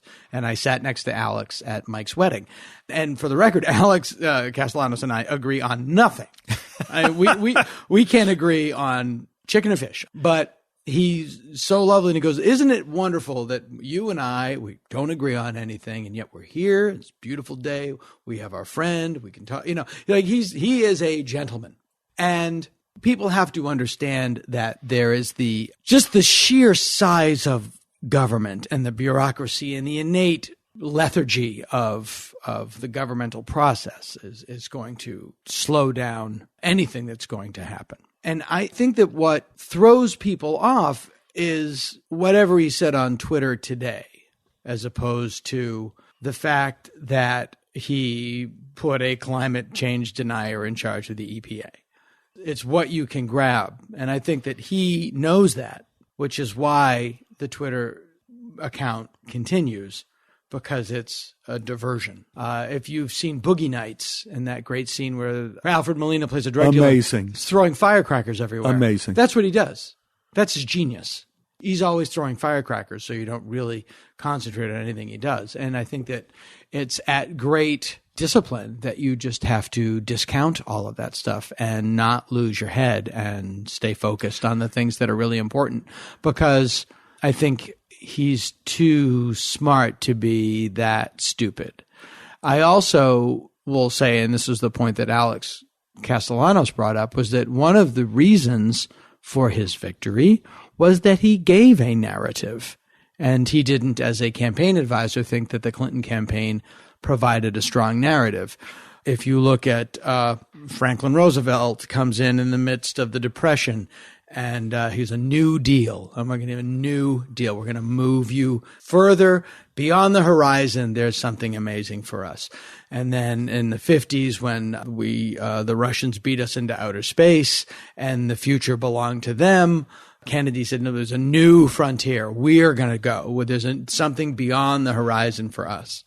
Reagan, who said it's a morning in America. The future is ours. Clinton, I believe in a place called hope. And that Make America Great Again is a short story, and it takes people on a journey. We're going to go somewhere. And he said, I was walking through the airport when nobody thought he was going to win, and the Trump t-shirt and the Clinton t-shirt were for sale in the little newsstand. And one said, Make America Great Again. And one said, Hillary Clinton for president, 2016. And one was a story and one wasn't. And I think that on a primal level, that does take people. I mean, Obama, hope. It's perfect. Perfect. It's a one-word story. I think all of us are enamored of the shiny object, and we are. Yeah. And before we started recording, we were talking about the vicissitudes of dating and the difficulty of dating. And always on these dating sites, women are looking for intelligent and men are looking for attractive. But I wonder, on how many of these dating sites in your prospective mates do you put down what you're looking for is someone with courage? And I don't think people think of that. But when it comes down to it, in a relationship, and I guess this will get back to our country, in a relationship, it ain't about the bedroom. It's about the emergency room. Right. It's who is going to sit with you when you're about to go into surgery, who's going to be there when you wake up. And we don't think of that in terms of a relationship. And it's the same thing. We get enamored with the narrative of beauty or intelligence. And courage is so rare, we don't see where courage lies. And the truth of the matter is, the success or failure of the next 4 years, of the last 4 years, it always is going to come down to some form of courage. It's going to take some form of courage to rise from the difficulties we're in now and the difficulties we're going to face. And that's just rare. No, it's true. And it remains to be seen what will happen. It really does. I mean, it is one of those times you really go, I have no idea. Mm-hmm. I know smart people that aren't in a panic. And it just remains to be seen. And there's a very nihilistic part of me says, you know, as bad as it gets, we deserve it because we put him there. So good. All I know is I have 5 siblings. They all voted for Trump. I voted for Hillary Clinton. I'm going to get a break on my taxes. They're not. That's all I know.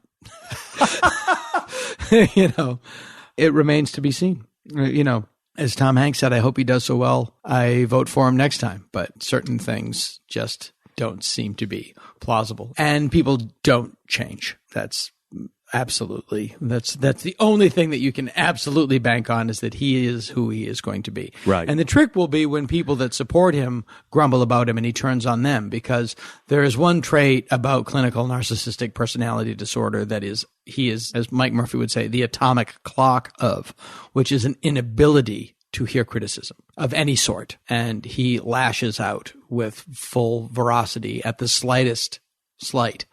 When the coal miners in Pennsylvania complain that he hasn't brought the coal mining jobs back that he promised to bring back, that will come back as soon as being a telegraph delivery person comes back, and they start to grumble and he lashes out at them, that's when. It's like something I learned about the book of Exodus that I learned. Someone said, give me your thumbnail description of the book of Exodus.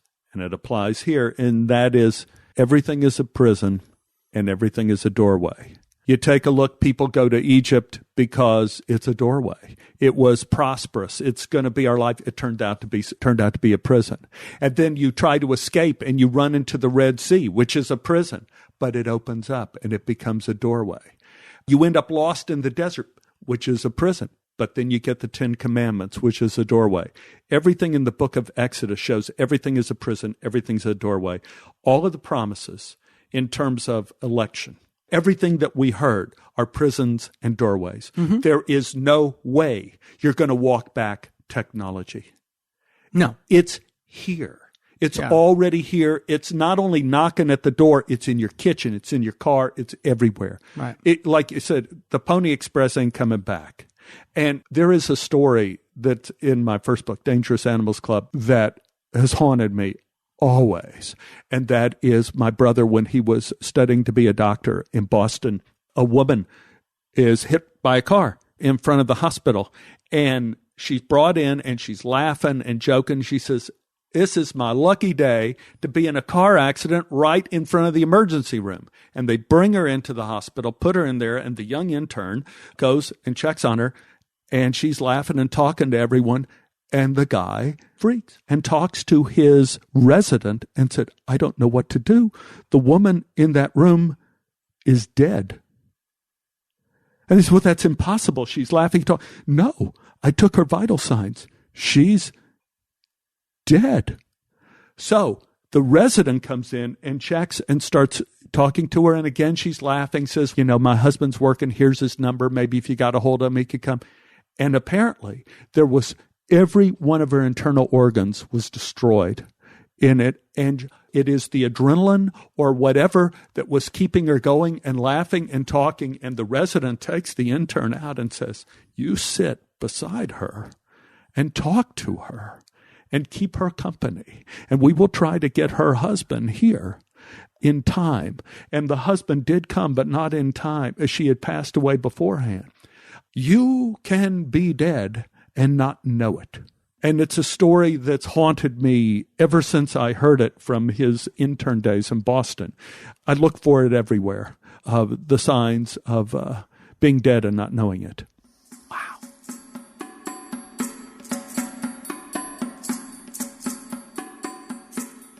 She came to live with you. She and lived was with us until her death. So you did have these examples of stuff not going right. Yes. Stuff became made real. My friend knew a guy in school who wished a kid would die in a plane crash, and the kid did. Oh. It just really messed him up, as you would think it would. Yeah. Just the idea alone that your mind can cause things to happen is a scary idea. Yeah. It's terrifying.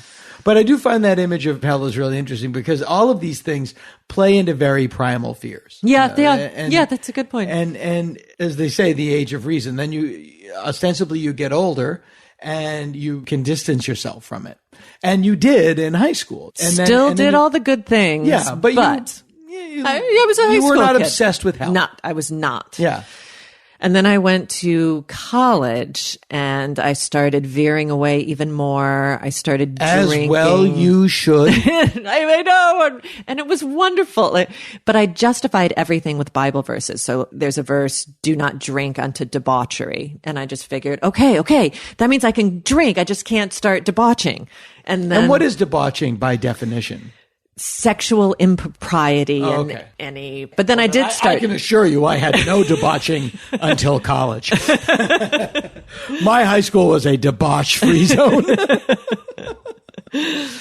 But then I started having sex with my boyfriend, but I justified it by saying, "Oh, we're married in God's eyes because we're committed." That's a pretty big leap. That's a pretty big leap. It's a pretty big leap. So I'm sure. But my mother stole for God. Right. There are many, My mother shoved steaks into my coat for God. That's a great picture. I had a denim going coat towards the church. I had a denim coat with an elastic waistband. And you could just stuff stuff in it and it would stick. So crazy. And then I obviously, to no one's surprise, became a ferocious shoplifter. Oh, did you really? Oh, yeah. Really? On your own, you mean? Oh, yeah. Oh. It was ridiculous. Well, I guess, of course, if your mom condones it. And then on Halloween in 1977, I got caught shoplifting a bar of soap. Well, guess what I'm going to do with that on Halloween? And it was a small town, and fortunately, they just called my mom, who came and got me, and that was it. But soap to her was so small, I'm sure. Well, to her, it was just like, don't. And when I showed up to go out, like my friends, could not conceive of how I just walked on this. Like, what are you doing? Let's go. Come on. And it wasn't until later that I was like, oh, God, there's things that happen to you as a child that you don't realize until later how messed up they were. Yes. We used to get hit with a board. No. My mom had a board. Corporal punishment? Oh, yeah. My mom had a board about, I guess, 3 feet long, 2 feet long. And it had a handle cut into it. And she would use it to stuff clothes down in the stuff clothes in the dishwasher. That was the problem. We did laundry in the dishwasher. No, she would stuff clothes in the washing machine with it, and she would whack us with it if we got out of line. Because she had 5 boys all a year apart, and we were animals. Wow, though. But yeah, I can see how looking back on that, you might. But it wasn't until I was like 26 years old, walking down the street. It was in New York, and I was walking down the street, and it just hit me like somebody dropped a penny on my head, like, the board. What the fuck? That was totally fucked up. And I literally said, what the fuck was that? Yeah. Oh. And I called my brother and I was like, do you remember the board? And I was like, yeah, I remember the board. He goes, did I ever tell you what happened to the board? I go, no, what happened to the board? And he goes, I guess when my brother was like 15, my mother went to hit him with the board and just took it out of her hands and went, did you want this? And that was kind of the end of the board. But yeah, I was like, what the fuck? We just hit him with a board that's fucked up. But you just don't think about it at the time because it's the only reality that you know. Yes. And reality can be very small. Yeah, Your world can be very small. And you haven't had the breadth of experience to have other perspectives beyond, So you're in college. So I'm in college. I started having sex with my boyfriend with this great justification. And then, in the craziest moment of my life, I went to see Akira Kurosawa's Dreams. And basically, it's a lovely art house flick that deals with themes of punishment and retribution. Right. So in the first little vignette, there's a little you're a freshman? Sophomore. So I had a year and a half moving towards, and it was right around Christmas. I think that had something to do with it too. But there's a little boy who disobeys his mother, and his mother tells him, she gives him a sword, samurai sword, and tells him to jab it into his stomach. And I just started getting more nervous. And then punishment. I know. Could you try something? I was like, whoa. But it reminded me on some unconscious level of hell punishment of an innocent. And then there was a later... But it also goes to... a mother abandoning. Yeah, You're right. A parent not loving their child. A parent not loving a child. That's a good point. I hadn't thought about that. That's a good point. And then there's a vignette where there are these 3 mountaineers that basically freeze to death, and they're visited by an angel of death. And I just started going, are they saved? Are they going to hell? And then I just started, oh my God, I'm going to hell. And you had an anxiety attack. I had an anxiety attack. Yeah. A full-blown panic attack. Everyone in the theater looked like corpses to me. Like it distorted my reality. And I've had those. You've had those? And I heard this like kind of yelping sound. I heard and then I realized that I was the one making it. It was coming from my mouth. And I tore out of the theater. I immediately broke up with my boyfriend. I stopped having sex. I stopped drinking. I had that happen to me during the second Paul Blart movie.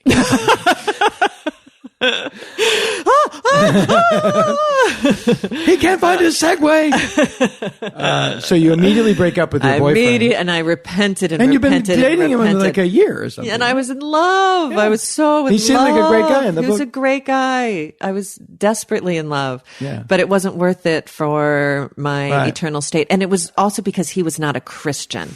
And there was a verse about the unequal yoke, that if you're yoked to an unbeliever, they'll pull you down to hell. So and he said, I think that's all bullshit. Yeah, he thought it was all, but and I was like, okay, I got to take care of my eternal state. Yeah. And that's when I found this facility called Grace Point. Yeah. You go home to your parents and you go like, I have to go to a hospital. Yes. Something really, really drastic has to be done. I'm not functioning. I'm not eating. I'm throwing up. I'm just a mess. So they find this place for me. And the reason I wanted to go to an evangelical place was because if any other place, I feel like they would be like, hell is bullshit. Grow up. Move on. So I couldn't have that. It would have been great if that worked. Oh, thank God. Oh, really? Yeah. Notice I didn't say thank God. I'm going to go get back together. Let me call Cooper.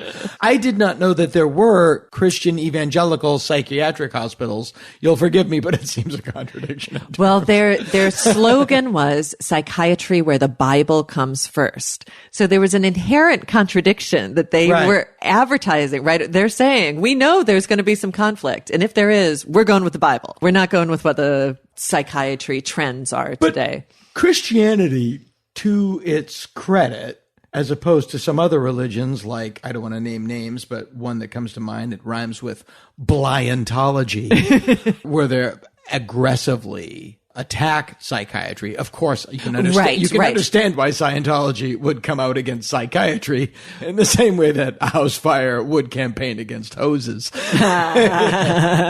If you get well, you're not going to believe in the invisible robot robe.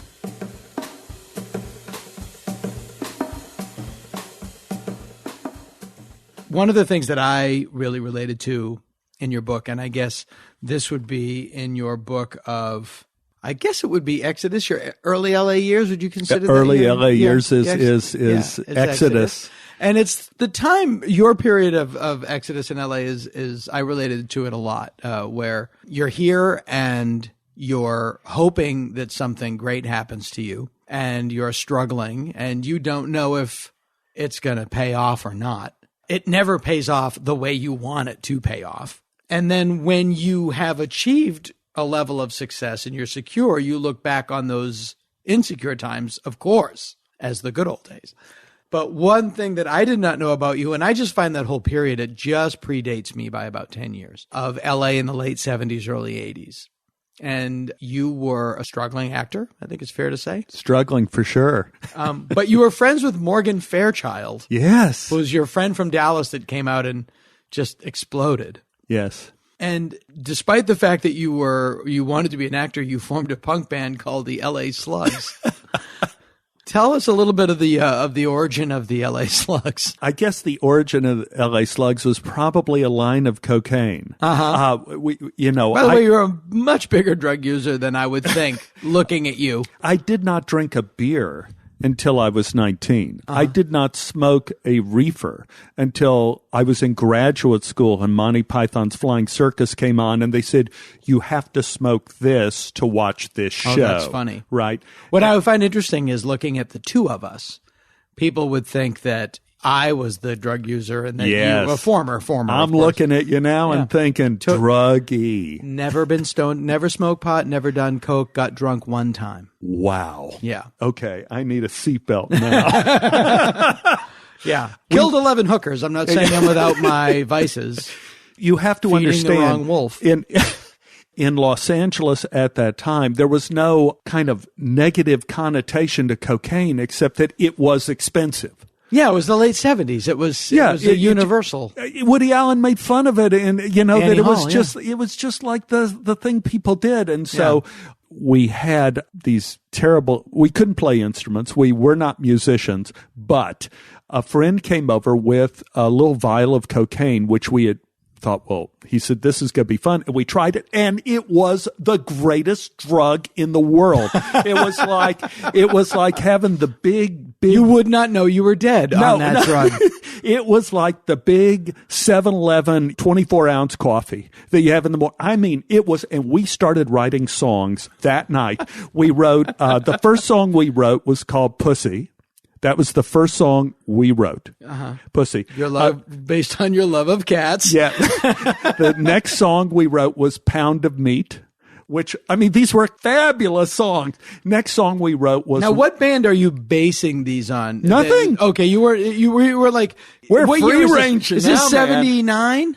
What year is this? Oh, gosh. I'm thinking this is maybe 78, 79. Right. Because we actually... I don't think Suicidal Tendencies was even going yet. But X was big at the time. Richard Hell and the Voidoids. Yep. That was big at the time. And by the way, John Doe follows me on Instagram, which is like this crazy badge of honor that I have. And John Doe has the most beautiful voice ever. He's a great, a good actor too. Good actor.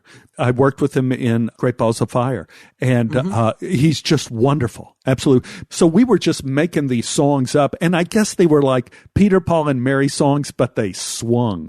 You know, they really had to be. We wrote a song "Rock and Roll All Night," not to be confused with "Rock and Roll All Night" by Kiss. We started just naming songs after. Let's see, we did "Ladies in the Army." That was one song we wrote that first night. Yes. And with these all, oh yeah, just, and we did it in our living room, living room. So like, police were going to be coming anytime. So at dawn, I wrote the song of all songs, which I called "The Time of Your Life," not to be confused with "Time of Your Life" by Paul Anka, a Cheap Trick or something. Yeah, not to also. Yeah, I'm thinking of "Good Morning Yesterday." The Kodak theme. And so we got to the end of it and I said, hey, man, you got songs. You could be a band. And so I said to T-Bone, my buddy, I said, you want to be a band? And he gave me a thumbs up. So we became a band. And that's all it took. All we needed now were musicians, rehearsal, talent, and a venue. And then the future was ours. Sure. So what happened? What happened? Well, gosh. But I like that you play and your first night's great. Well, we ended up getting a rehearsal space. It was exploding. Hollywood was exploding at the time. Every space was a rehearsal space. So we got this storage space on Hollywood Boulevard. The LA 80s punk scene was fantastic. Amazing. Yeah. And so we had street the Mask people. Had the Mask opened yet when you were? I don't know. That was the big punk club in Hollywood where the decline of Western civilization was largely filmed. Quite possibly. We were too uncool for anything like that. We were playing in garages and storage lockers. Yeah. So we were a few stages down. But we ended up playing. Our first gig was at a place called the Blah Blah Cafe, or Blah Blah Cafe, which is now a jewelry store in Studio City, and we were the last act up. We were supposed to go on at 11. We had a few songs. We had about 10 songs plus a song "Roll Over Pigs," which was our encore song, a big encore song. And We figured the audience would have to really be on our side before we pulled that one out of the hat. And so the girl on stage would not leave. It was past 11, and I went down round front. We're getting high and back saying, what the hell is going on? The slugs have to go on. and the girl was out there, and it turned out to be this girl, Amanda McBroom, singing a song she had just written, The Rose. And I'm going like, why is she out there? And a fellow says, listen, that girl up there has more talent in her little finger than you have in your entire body. I said, well, that may be true, but it's still 11 o'clock. We're supposed to go on. And I always think the Amanda McBroom factor is what made rock and roll at that time so amazing. You could go into one of these clubs and see one of the greatest performers of all time singing a song like The Rose that would become a classic forever. The Rose is the song that she wrote. Yes. Yeah. Or you could see us, depending on how close to 11 o'clock you showed up. Yeah. So we went on that night, and there were about 20 people there stomping. We felt highly successful, and we even had to pull rollover pigs out of the hat to do. And the audience loved it. We ended up, I guess the high point of the Slugs, where we were invited to play at the Improv. And we filled the Improv, and the set was magnificent. I played my hit song, Time in Our Life, which was beautiful. It was a great success, and we made something like, I want to say, $465 split among 6 guys. So we figured, our guitarist, Burt Good, said, yeah, we just have to do this 200 more times for this to count as a part-time job. So, but we considered ourselves victorious. Yeah, I would consider myself victorious with that story.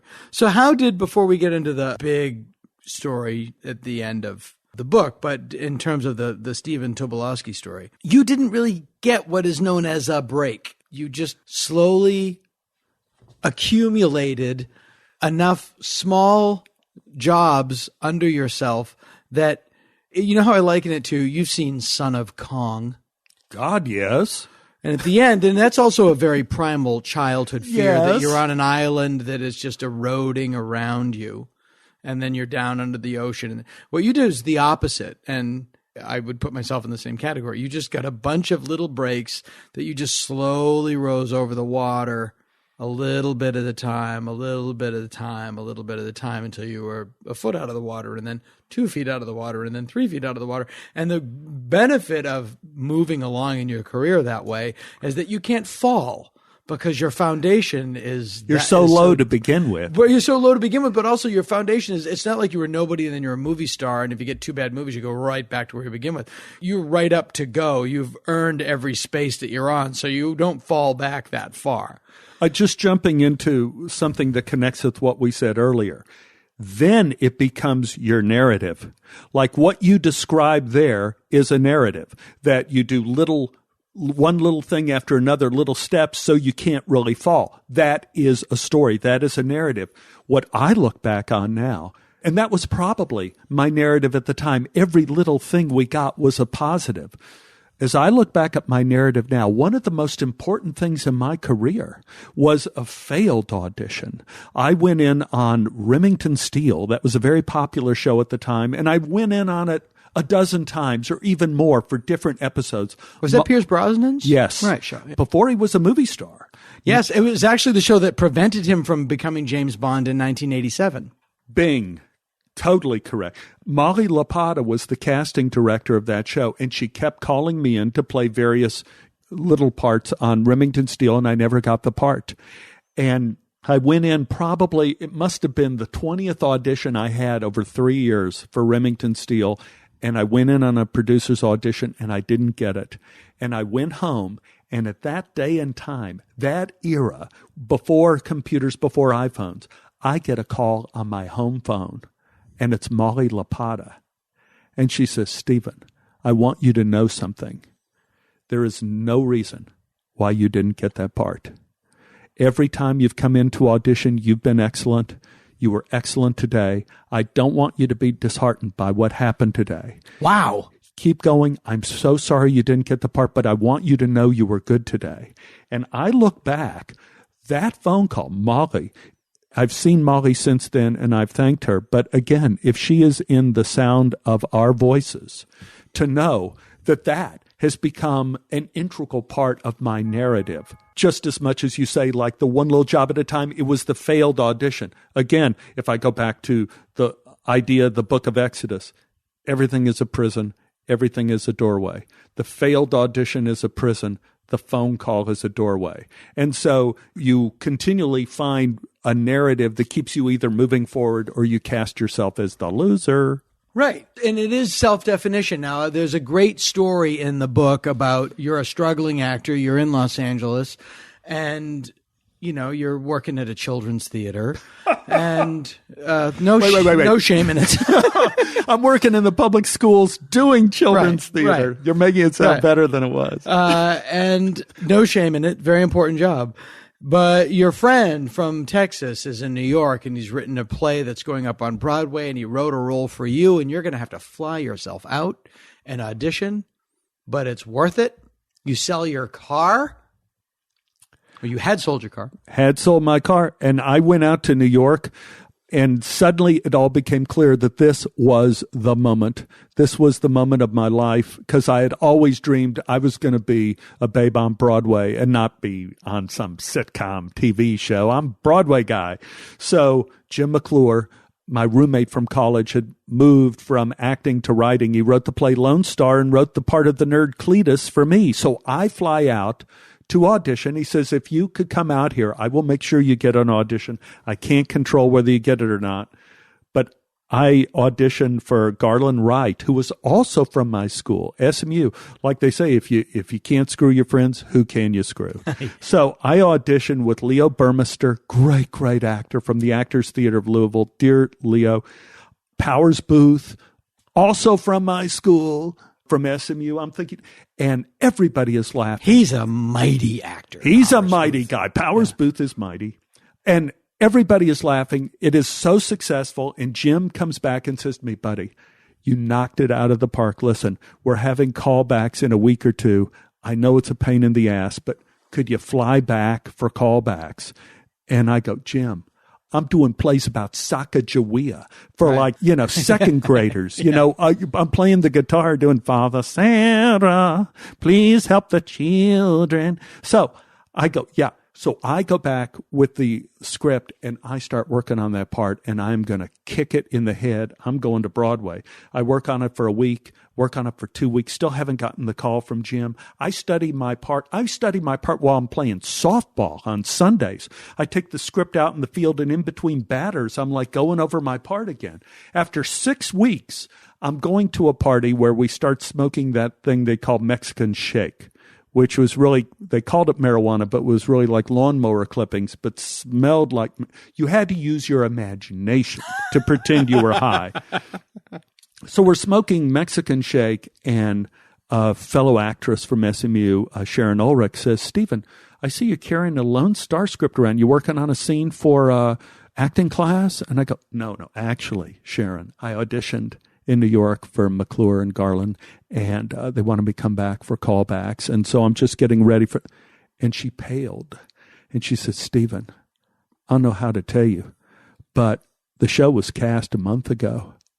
They're going to open in previews in a couple of weeks. And she kissed me on the cheek. There was no way I could hide my devastation. I said, well, I guess I don't need this. An idiot that I was, I threw the initial Lone Star script in the trash instead of keeping it and selling it on eBay.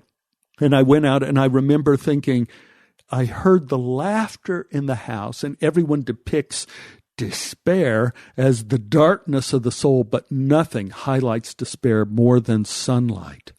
Yes. It was the end. And I felt so devastated. I went back to singing about Sacagawea for the kids, now with no car. And somebody likened being depressed in like a place like Hawaii is like, well, it must be at least nice. No, it mocks you. It's worse. I remember I went out with my friend T-Bone and Betty and my girlfriend Beth, and we went out to Barney's Beanery on Friday night, and it was after this event, and I'm there, and I start crying at the table, and my friends reach out. Betty grabs my arm. T-Bone puts his arm around me. Beth is holding me. And Betty says, "It's going to be all right, Stephen." She was kind of a psychic sort of person, and we always read the I Ching. Yeah. You know, she taught me the I Ching, and my I Ching sign, for you people out there, you'll know, it was biting through, which means you're better off dead. It means that you're basically in a spiritual and emotional prison. But she said in the I Ching, there are moving lines. And when you see the truth of the world, truth changes biting through into beauty, the hexagram of beauty or grace. And so I realized at that moment that in L.A., with or without a job, with or without a car, if you keep going, you're still on the road to grace. I think everyone who's out here has that story. Well, you don't know. You don't know. It's my wife's theory of train tracks. You know, you just get on a different train and you really don't know, which is why what you carry with you is so important, because whatever those transitions or good and bad times are, the narrative you carry with you is going to be the most important luggage you take on that trip. If you see yourself as some kind of victim, and I mean, you didn't. You became one of the biggest people in show business. You did. No, I'm Dana Gould. Oh, Dana Gould. You're thinking of the church lady. I'm thinking Dana Carvey. Fuck, why am I doing this podcast? No. You left an indelible mark, or leaving an indelible mark on our entire culture.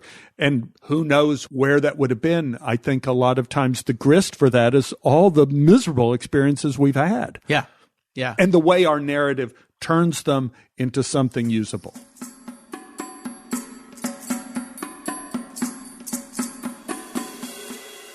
And so in that sense, yes, they weren't saying there's only a pastoral way to go. Right. And there were medical doctors. I mean, we had medication, and it was a regular. And you're in the psychiatric hospital, and what happened to you happens to so many people, where you get bad advice. You have the wrong doctor for a while. You get the wrong doctor, and it's so much harm can be done by having the wrong doctor. You're giving them and they don't, so much they power. Mean well. Yeah, they mean well. I mean, they're your captors in a sense. Yes, well put. You know? Well put. And you've chosen them. You've given them this authority to get in your head. So tell us a little bit. It was obviously not her real name. Not her real name. Bethany. So when I told her that I would get so anxious about my salvation that I would throw up, she was like, now I know what it is. It's an eating disorder. She has bulimia. And she told me... Isn't that called a non-causative correlative or something like that? Yes, a non-causative correlative. Yes, that's right. But she told me, she was like, Jesus will love you even if you're not a size 6. Whatever you're... And she brought out a full-length mirror for me to tell her what I saw in the mirror. And I was like, I think I look really, really skinny. And she's like, do you know when you vomit, stomach acid strips the enamel from your teeth? And I think you want to save those pearly whites for the pearly gates. She was like so happy with that little phrase that she had. Yeah. Yeah. And she had just figured it out. Right. Boom. Bulimia. That I have learned over the years is always a sign that you're with the wrong psychiatrist, therapist, counselor.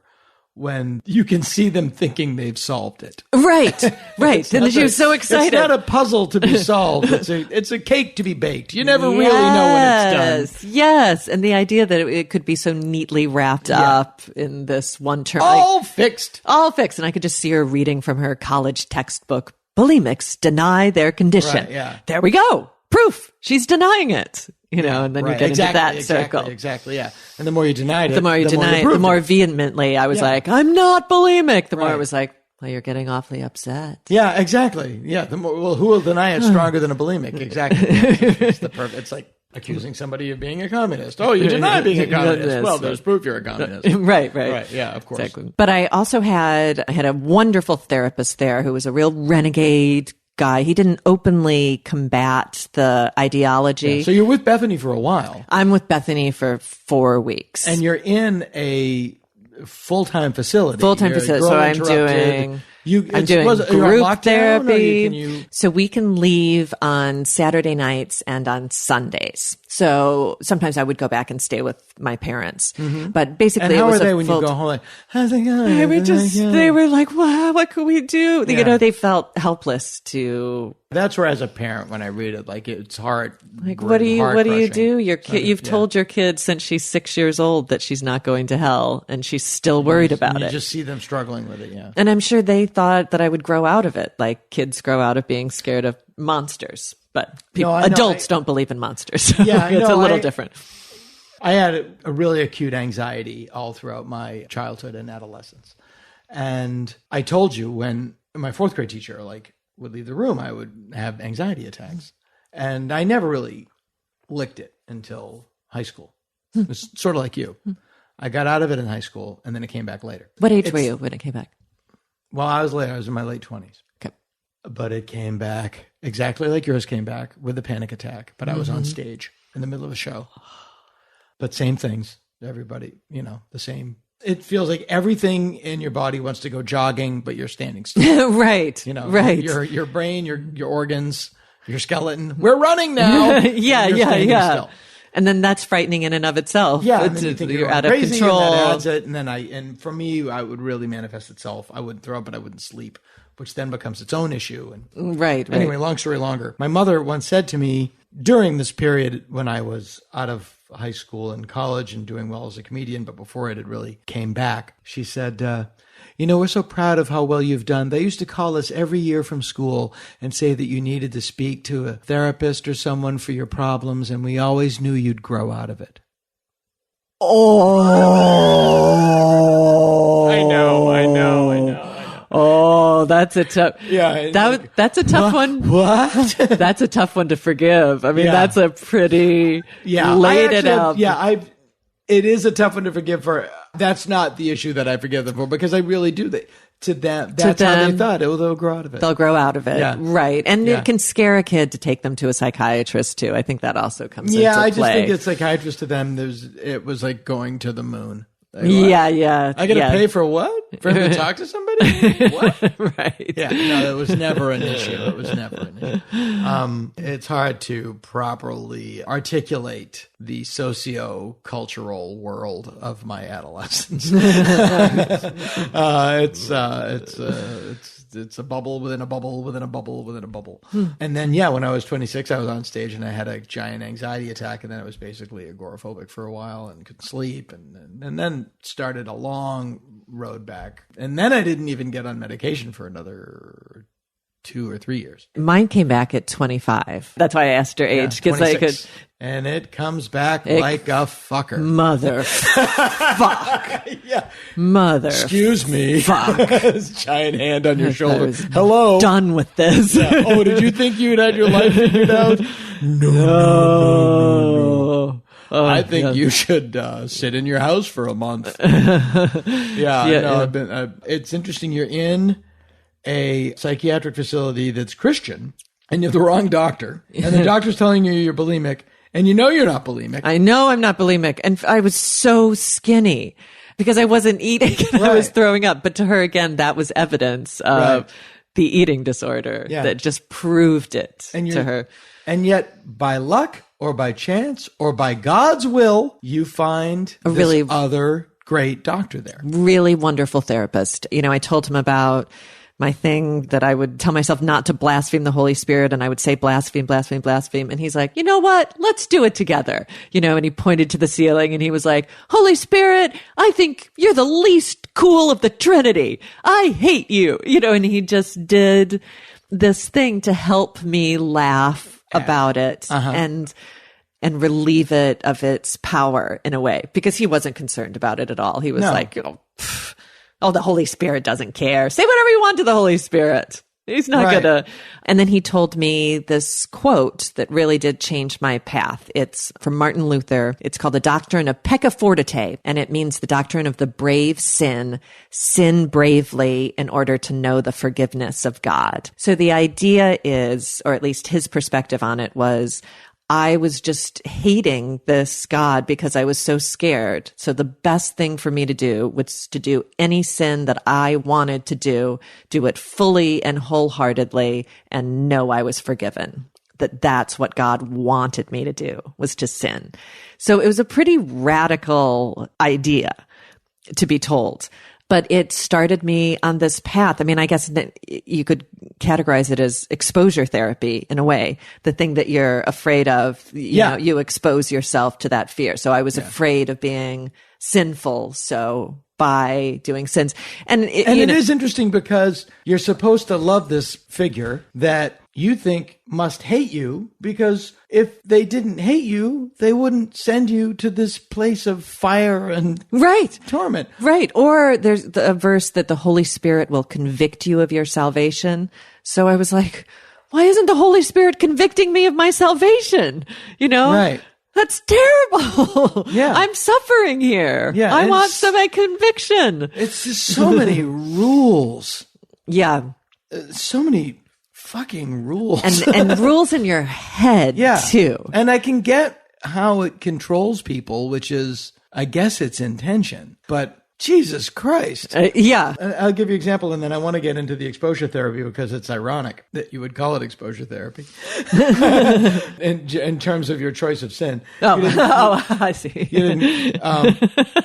I would still say, like, even as an adult, like, oh God, I'm going to hell. Oh God, I'm going. I remember there was a time in my life where I was in bed with not just one woman, and I remember saying, I'm going to hell. I'm going to hell. It was just otherwise too fun. It gets in there. And even the concept of fun itself can feel all sinful. 3 Golden Girls. No! Wouldn't that be great? And then I happened upon what we thought was the most blasphemous thing we could do. Like, it was just this sort of a bunch of comics at a party. Mm-hmm. And I wouldn't do it today because of the other part of it. Mm-hmm. And I'm going to really put up a preliminary. This is 15, 20 years ago that this was. So this wasn't socially unacceptable. I'm so curious. At the level it is now. Okay. It was a little impression I used to do called Retardo Jesus. Oh. Okay. Now, today I wouldn't do it. Oh, I see the part. For the former. For the former part, right. Yes. Not so much for the latter. Right. And I'm not going to do it, but you can imagine how funny it was. It does sound funny. Yeah. But I would have felt guilty for laughing at it. And my girlfriend at the time, later my wife, who you know, would say when I was doing it, you're going to hell, you're going to hell, you're going to hell, you're going to hell. But it's so funny. But she was saying it in a joking way. And not. You know, because we both... You still have that thing. It's still in there somehow. And this is why I wanted to tell you this story. We go to Massachusetts for my brother's wedding, and I am in the wedding party, and we are Roman Catholic. So as being in the wedding party, I have to take communion. But before I take communion, I have to go to confession. And my wife says, you have to confess to Retardo Jesus if you're going to take communion. Oh my God. And I go into confession, and they don't have the booth where you have the anonymity of you're just sitting across from the guy. I'm sitting across from the guy like I'm sitting across from you.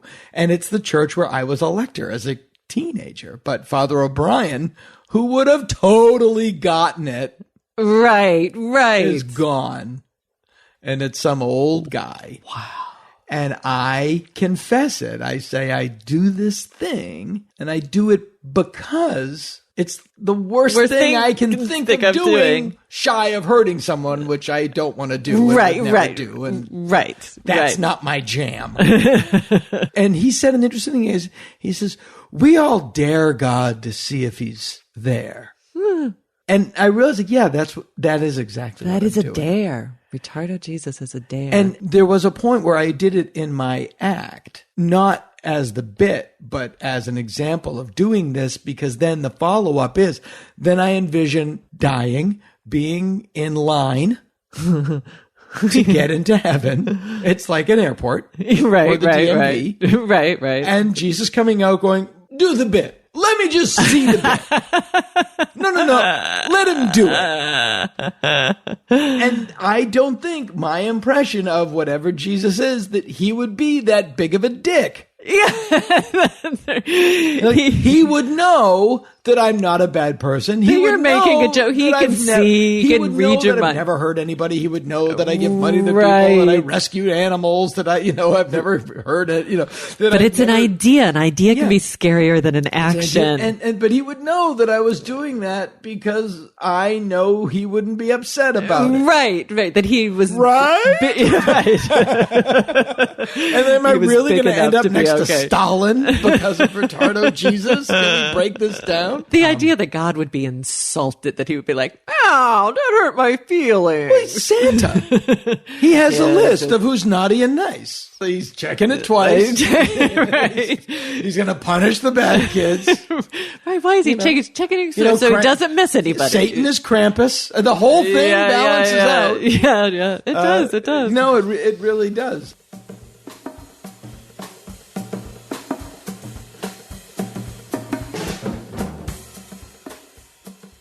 So we all have these stories about struggling in show business or struggling in our jobs and our lives. And then occasionally, if life is kind, we meet someone who's really struggled, who redefines the concept of struggling. Yeah. And in your book, I guess this would be in your Deuteronomy segment. I think it's at the, if you're talking about Abe, I think Abe is at the end of Numbers. I'm thinking he's at the end of the Numbers. But it's a wonderful example of someone else's Deuteronomy in terms of putting their life into context by telling it to someone else. Yes. And it's a fascinating story, this man's story. Simon & Schuster, when you do these books, if you're People should know it's Paul Simon and Rosie Schuster. Yes, that's right. It's, they give you this questionnaire, author questionnaire you have to fill out for them to use for publicity. And the question, you get like important questions, and then you get like essay questions on the SAT. And one of them was, if people could only read one story in this book, what story would you have them read? And I said, well, the one story I would have them read is the two stories about Abe, right. The Kaddish and A Good Day at Auschwitz. Because if you were to say, what is the essence of this book? That is the essence of the book. Those two stories, the remarkable nature of that true story. It is not a story I have ever heard in my life. And it is not a point of view that is common in terms of narrative, that you see that Abe, what he did to survive at Auschwitz. And he got laid at Auschwitz. Well, this is the amazing part of the story, is that Abe fell in love at Auschwitz. How do you meet Abe? I meet Abe because my mother passed away. And that was one of the things that brought me back to the synagogue more, because as an unemployed actor, I have lots of time. And in Judaism, when you lose a parent, one of the obligations traditionally is you go to synagogue morning and night for 11 months. Oy. So I had a lot of time on my hands, so I thought I will do this obligation. And so morning and night, I go to Minyan, as they call it, and we do the prayer for the dead. And there you are with probably 10 or 12 of the most unlikely people you would ever meet in your life that are all brought together for the same reason, usually grief. And so at the end of one of these prayer sessions, this old man came up to me and he said, "You're here for your mother." And I said, "How did you know that?" Because when you say the prayer for dead, you stand and you say the name. He says, "Well, it's the way you said her name. I knew that it wasn't a wife, and I knew it wasn't a child." And I said, "Well, you're right." And he said he was there for his wife, and would I like to have breakfast with him? And I said, "Well, these events, these prayer things are not social gatherings. They're more societal gatherings." But I thought he's kind of a funny guy, so I'll go have breakfast with him. And he said, "Well, today is a very special day." And he says, we're at the breakfast place, and he lifts up his sleeve, and there's the tattoo on his arm from Auschwitz. He says, "You know what this is?" And I couldn't speak. And I said, yeah, I know what that is. He says, "Today, let me tell you, I have the spot on the top of my head right here. And he looked down at this bloody scab, and I'm losing my appetite. He says, my doctor, Iranian man, very good doctor. And he sees this tattoo, and he says, I'm taking that off for you. And he's doing it for free. He says, Abe says, tattoo removal is $2,000, and he's doing it for free. And you know why, Mr. Steve? He says, because the man says to me, you paid enough already, Abe. Now, isn't that a good story? I said, it's a very good story. And so Abe and I became breakfast buddies. Mm-hmm. And he starts telling me about his time at Auschwitz. And while he was there, he fell in love with a girl in the woman's, the men and women were segregated, in the woman's part of the prison. And people have to understand, at Auschwitz, there's a men's camp and a woman's camp. And that is one of the many ways that Auschwitz was like the movie Porky's. or is lightning going to hit us? No, I think we're okay. The train arrived, and within 15 minutes, the elderly, the children, a lot of women were executed. Within 15 minutes, they were taken to the gas chambers. The men that were able to work, they got the tattoo, they were bathed, sprayed with lye or whatever, and then put out to work. Abe was good with math, and he figured that saved his life because 2 of his German guards were not Nazis. Right. They were German National Guards of Wehrmacht, and they couldn't do arithmetic.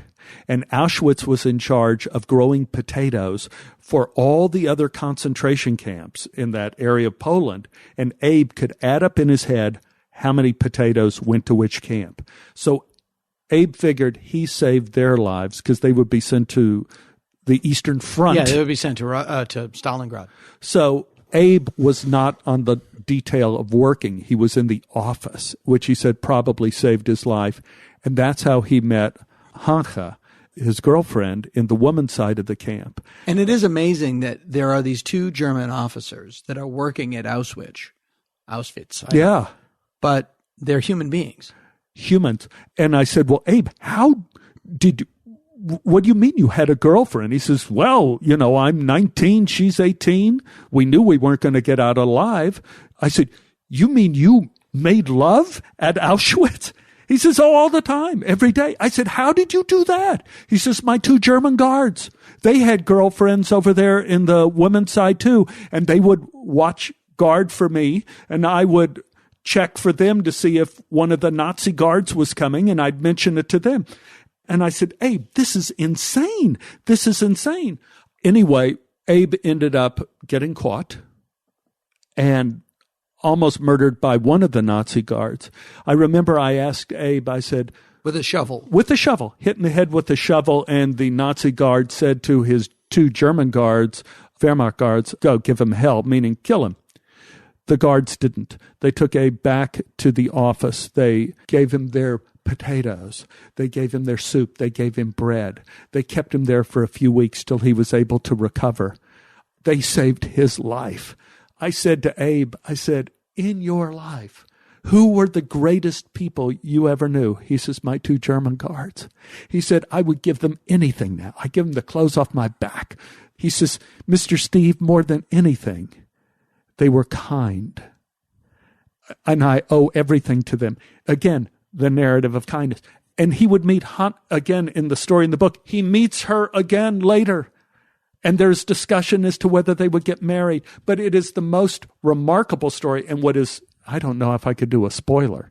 Should I do a spoiler? I don't know if I should do a spoiler. Should I do a spoiler? Yeah. So I recorded the story, and I gave Abe a copy of the story. And he loved it. He loved it and had a party that night listening to the story. He had his story party. And then I get a call the next morning from a woman from our synagogue. She's crying so hard she can't speak. Abe was found dead. He died in his sleep. The night he had his party. The night we finished his story, which is remarkable. And I'll leave the big spoiler that I won't spoil at the end of the book, because then the synagogue asked me to say something about Abe, and I found something the answer to a question he always wanted to know. And then I was able to tell him, at least tell the congregation at his funeral. But it's the most amazing story. And that's just part of it. What I just said was just part of it. It's an incredibly compelling story. And it's also a public service in the sense that it can also, stories like that, put your woes into perspective.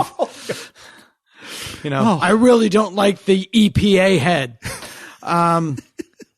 This is a good thing. Richard Zanuck, the producer, just had a documentary made about him entitled "Don't Say Yes Until I'm Finished," or it's "Don't Say No Until I'm Finished." Whichever one is his, the biography of his father has the other name. So I think it was his father's book was Don't Say Yes Until I'm Finished. And so I think Richard's is Don't Say No Until I'm Finished. Long story longer. These guys do this documentary on him. They finish it. He screens it for his family. It's great. He goes to bed and dies. And so the day after this episode airs, I'm going to call you. Okay. Just call me and check up. Just make sure you're okay. Make sure the gardeners are there. Abe said to me, and again, this is one of those things that had such a profound effect on me. And he met his girlfriend every day. They had sex every day and held each other. And I said, how could you do it? He said, well, 15 minutes, 5 minutes here or there. We weren't exactly in a hotel. He says, but Mr. Steve, do you know the best part of it all? And I said, what, Abe? He said, when we were together, we called each other by our names. Because in Auschwitz, your names were taken away and you were just the number. And when they were together, they called each other by their name. It was hard to get past that one. It's amazing. So the book is called My Adventures with God, and it closes with you, and you would call the Deuteronomy phase of your life, where you're telling stories to people to put your own life in perspective. Yeah. But you're also still a young man. You're at the peak of your powers. You're working all the time. Do you feel to any degree unburdened or? Absolutely. What a great question. Oh, I hate it when people are in interviews and they say, what a great question to the interview. But that is a mind-blowing question. And that is so probative. I felt unburdened. And in the book, there's the story of my broken neck.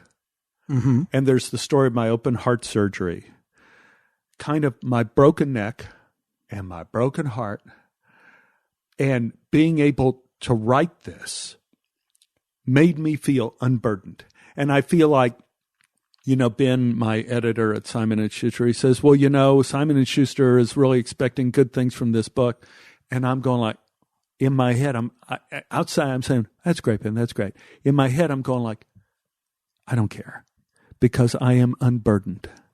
I have told a story, and I've told a true story of my narrative, and it's there along with Abe's narrative and the other people in the book, T-Bone and Betty and Beth and my wife Ann and our kids, Robert and William. Our narrative is there too. And pick which narrative is closest to yours. And that is a relief. That has unburdened me. It enables me to go into auditions and not have that panic of, is this going to be the last attempt at a job I ever have? Mm-hmm. And it makes me feel like I can enjoy the time I have left on this spinning orb.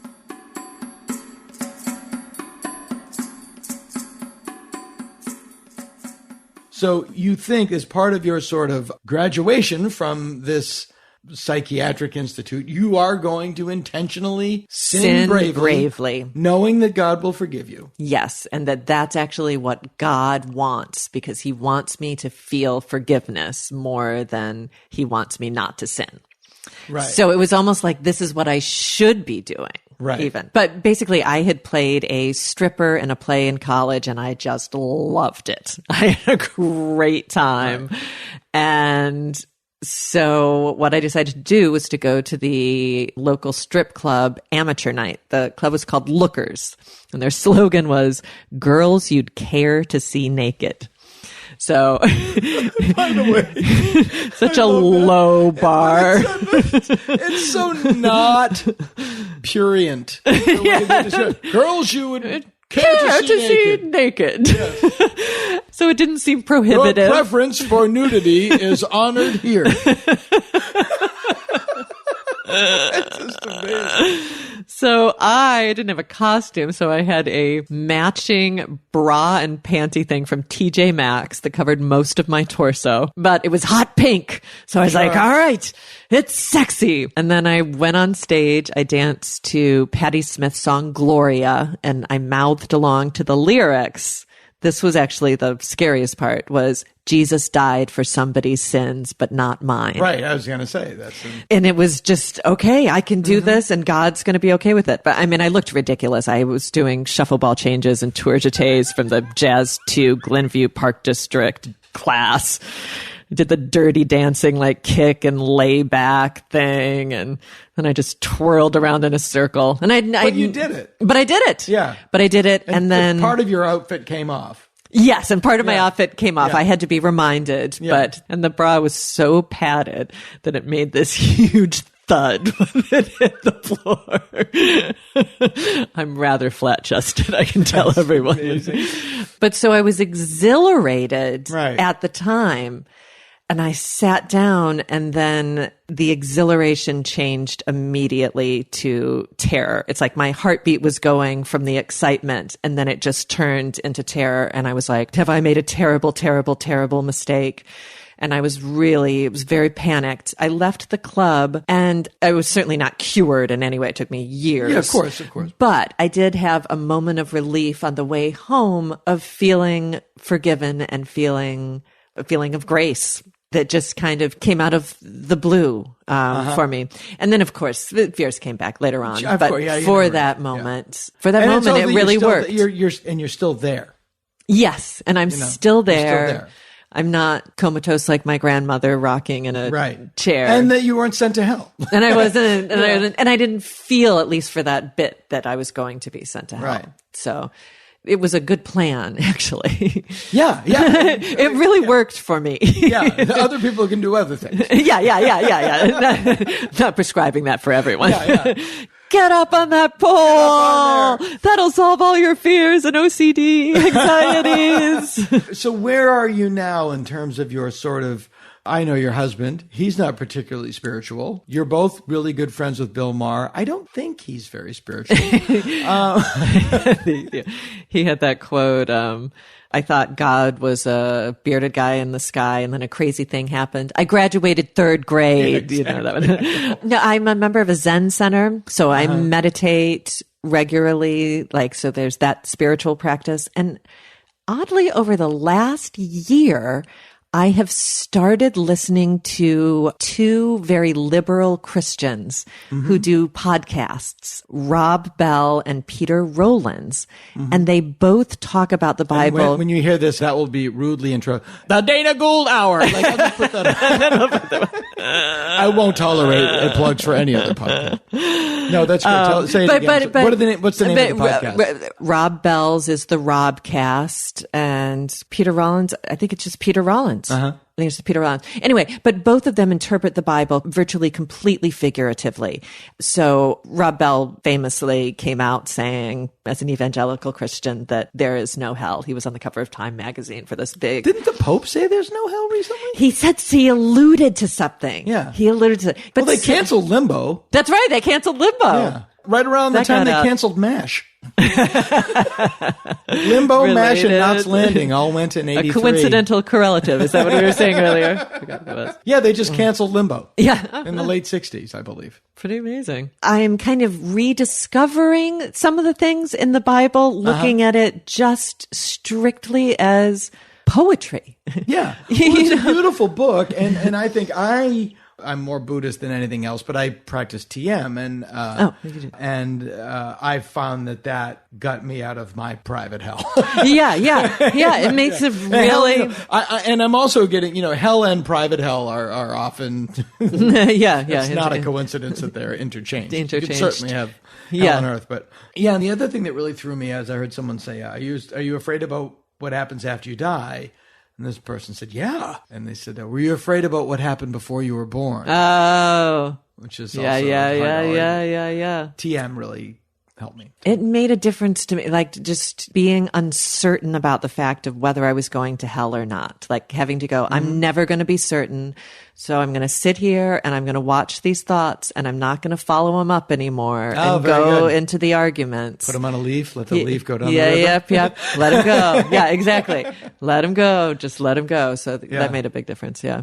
And so do you consider yourself, what do you consider yourself when people say what your beliefs are? I would probably say I tend toward Buddhism, that probably. Yeah. And one thing that attracted me to Zen is Zen does not have the idea of literal rebirths that other forms of Buddhism do, like Tibetan Buddhism or whatever. So Zen is like, it's a metaphor. Reincarnation is a metaphor for, I heard it once that you're not a snowflake, you're a drop of water. So it's not like a snowflake coming back. It's a drop of water that's then I think the only thing about my adherence to Zen Buddhism where I part ways is that I do squash bugs. I'll squash bugs like a motherfucker. I was in the car and my daughter was a baby and a bee was in the car. And I didn't want to get stung, so I slammed my fist onto the bee and broke my window.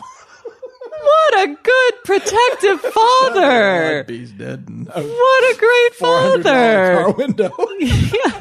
But she'll remember that. No, she's a baby. She didn't even care. She was a baby. Well, she'll hear this and she'll know what you did for her. She listens to this podcast. She's in more trouble than she thinks. This is great, and I really, really recommend the book. It's so fascinating. It's really about overcoming the prison you build for yourself, whether it's religion or exercise or it's about overcoming obsessive compulsive prisons that you build for yourself. It's a great read. It's called Sin Bravely by Maggie Rowe, Rowe. Other podcasts reach for the sky. Dana Gould bound. We barely try.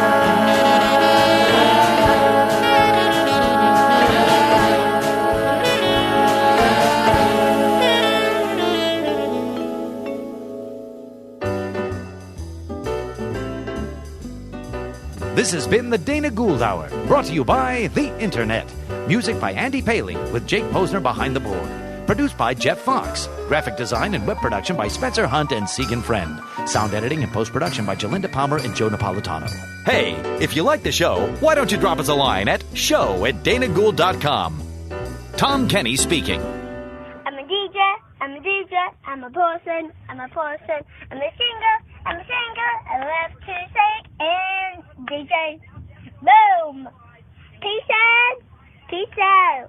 You want me? Peace out. Boom.